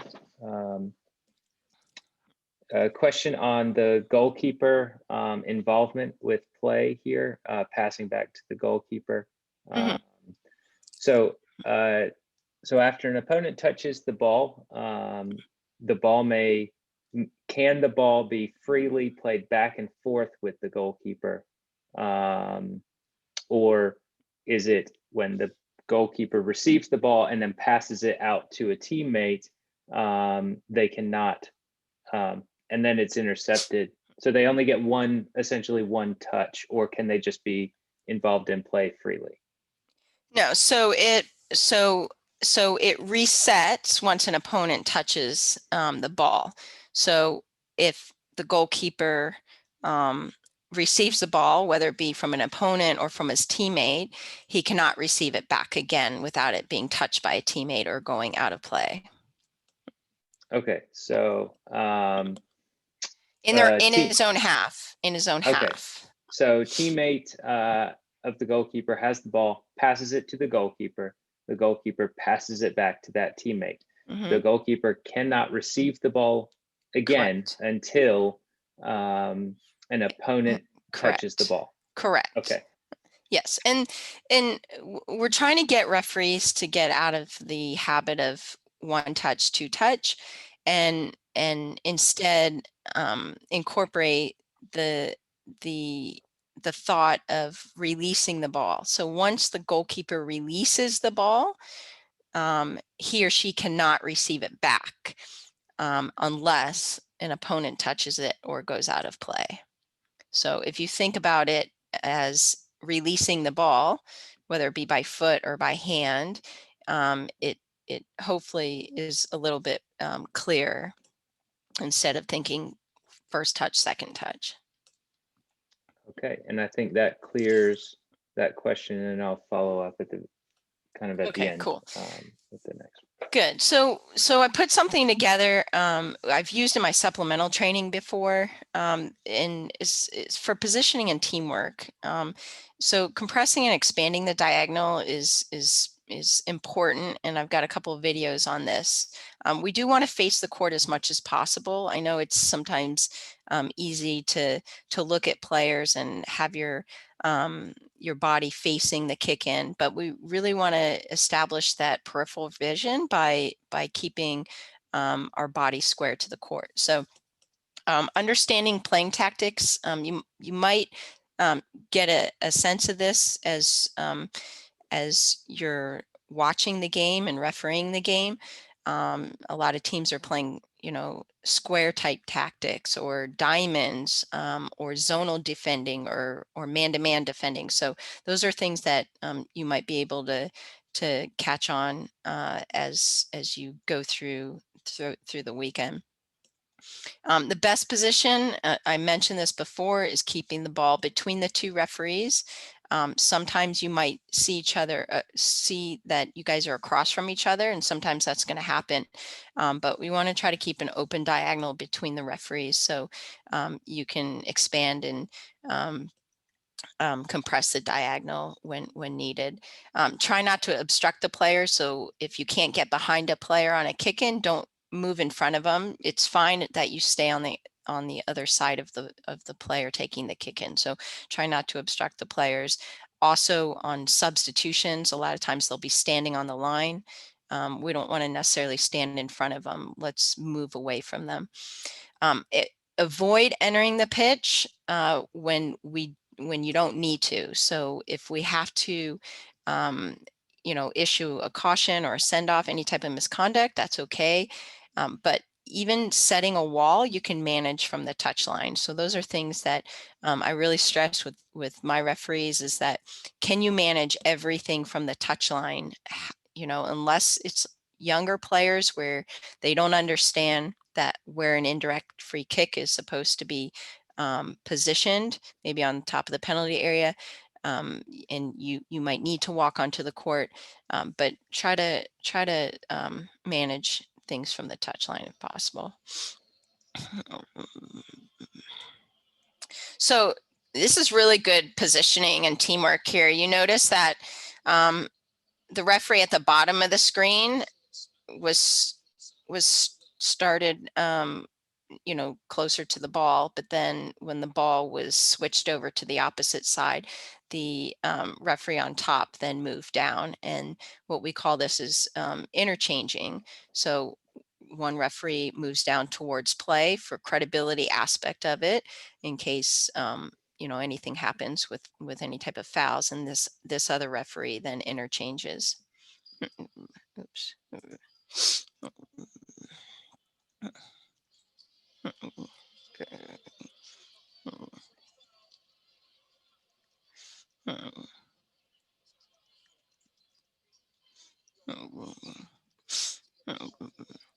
So this is really good movement by both of the referees. They maintained their diagonal the entire time, but there was constant movement, and you saw both referees in the picture at the end. There wasn't a trailing referee.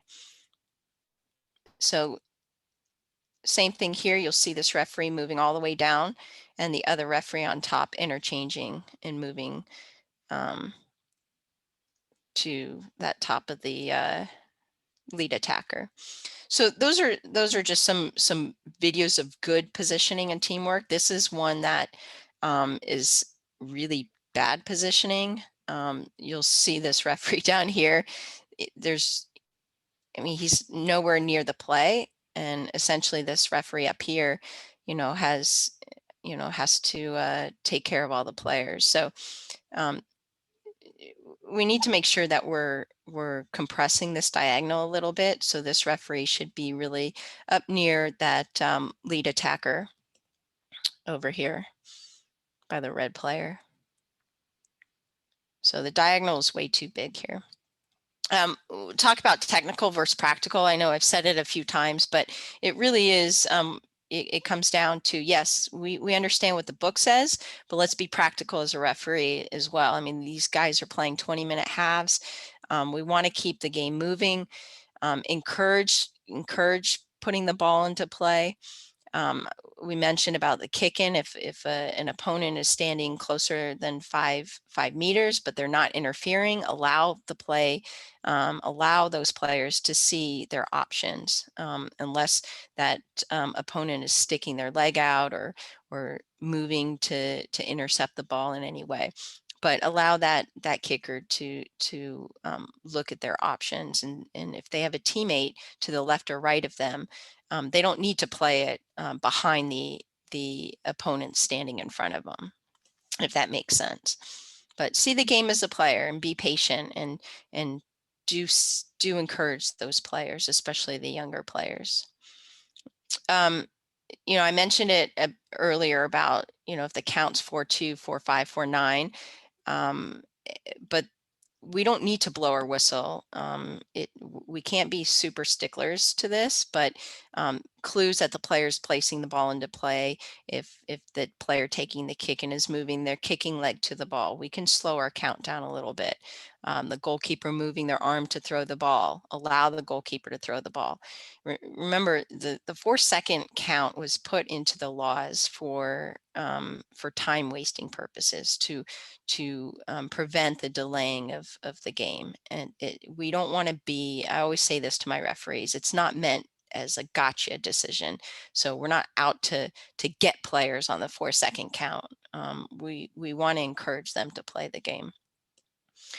We want to be consistent and fair throughout the match, and hopefully you guys have a pregame just like you have in soccer. Go over things.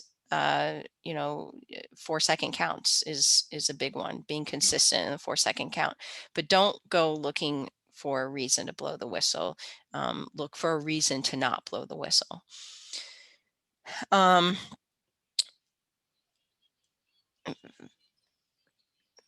is this one?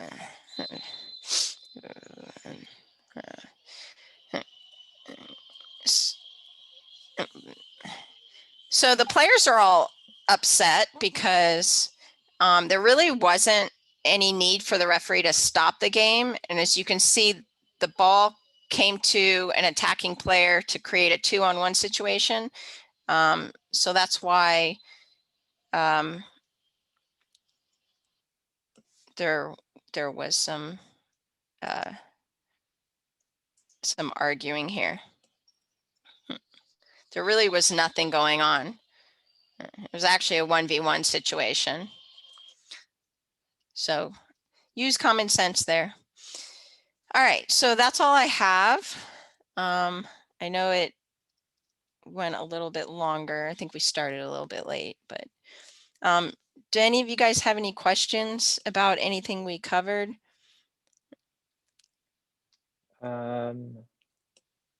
Anyone who has a verbal question, please speak up. Go ahead. I'll go through chat here as well if you want to put it into the chat. We have a question on at the front of the presentation. We talked about player numbers per team. You can not start or restart with fewer than 3 players. So potentially, you know, with some of the older age groups, if a match gets heated, we maybe have a mass confrontation or something like that. If multiple players are involved and we have multiple red cards, maybe for one team, and they are fewer than 3 players, I'm working based on the laws to answer this question. My assumption would be we would not restart the game. Terminate the would game, that be yeah. correct? Yeah. Yep. Okay. Yeah, I mean, and so futsal is, and you know this, Kevin, I mean, you know, the players really are very respectful when it comes to the game, much more so than soccer. You'll notice the difference in coaching as well.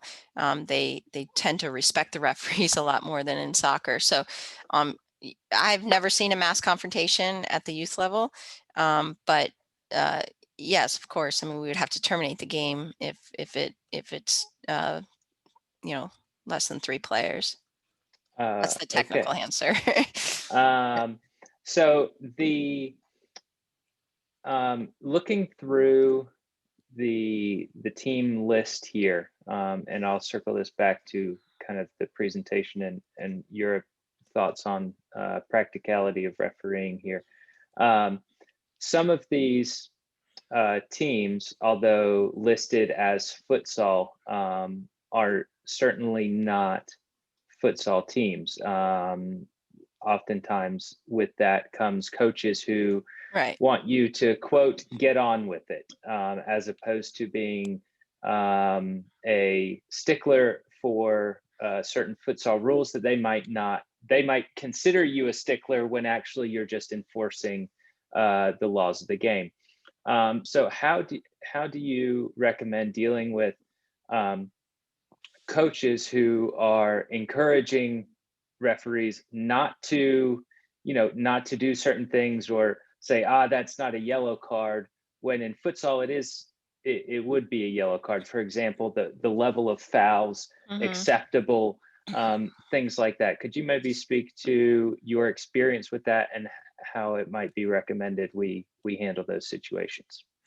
Sure. I mean, as I said at the beginning, I mean, there's going to be some contact in futsal. So a lot of the coaches that have never coached futsal teams before, they truly believe that there is no contact in futsal. So as far as, not just educating the players, but we're educating the coaches as well. We can't be distracted while we're reffing the game, because the game is so fast and so many things can happen in a split second.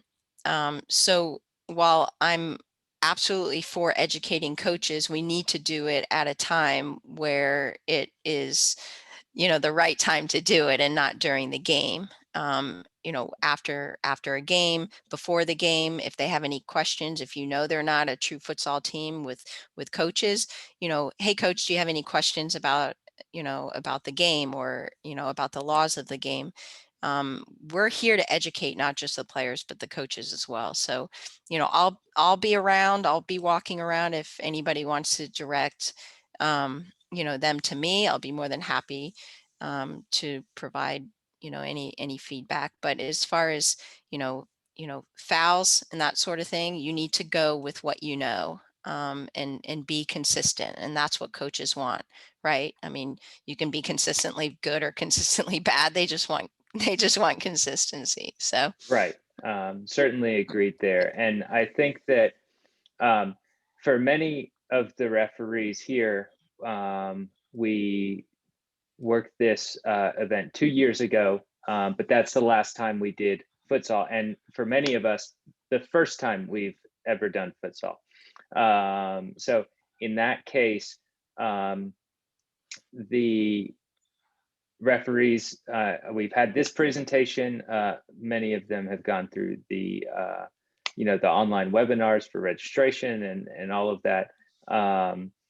But if you have a question, as Carrie mentioned, she'll be walking around. If you misapply something, I would rather at halftime you ask the question and then we start applying it correctly as soon as possible. Or if we see something and we can get a quick word to you, hey, that needs to be a 4-second violation, or remember that type of contact is a yellow card. That way we can start making sure that we're applying the laws of the game as needed. And one thing that I noticed on a lot of the videos are the proper and very in some ways a demonstrative going to the center of the court to make a signal, or the quicker movements, and kind of almost basketball-esque, if you will, from maybe what most people have seen. So don't be afraid to actually be an official. It doesn't need to be the, oh, well, things will be fine, we'll just go with play as it is type of mentality. Futsal is, as Carrie has mentioned throughout the presentation, a bit tighter, a little more exact, if you will, on some of these things. So I know that just an overarching thing for referees who have not been involved in futsal in some time, that we might see crop up as we go. So any questions from anybody?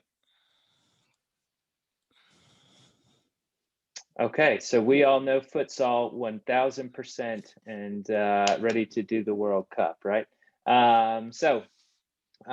Carrie, any last remarks or anything before we make closing remarks here on my end?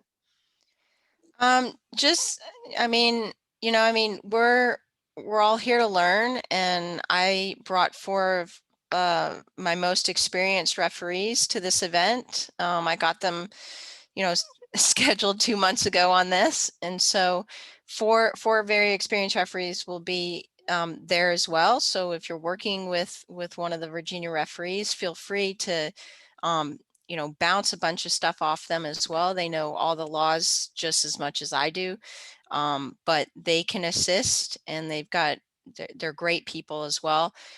So use them, and hopefully, Kevin, when you assign, maybe have them all on separate courts to help with the other referees. Luis is obviously a very experienced referee as well.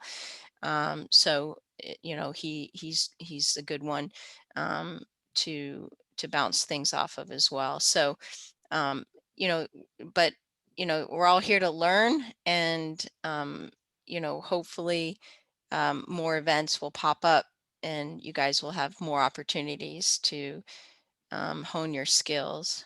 So yes, we are very excited about that opportunity, and appreciate your time. I appreciate everyone else's time on this call. We are better for it, most certainly.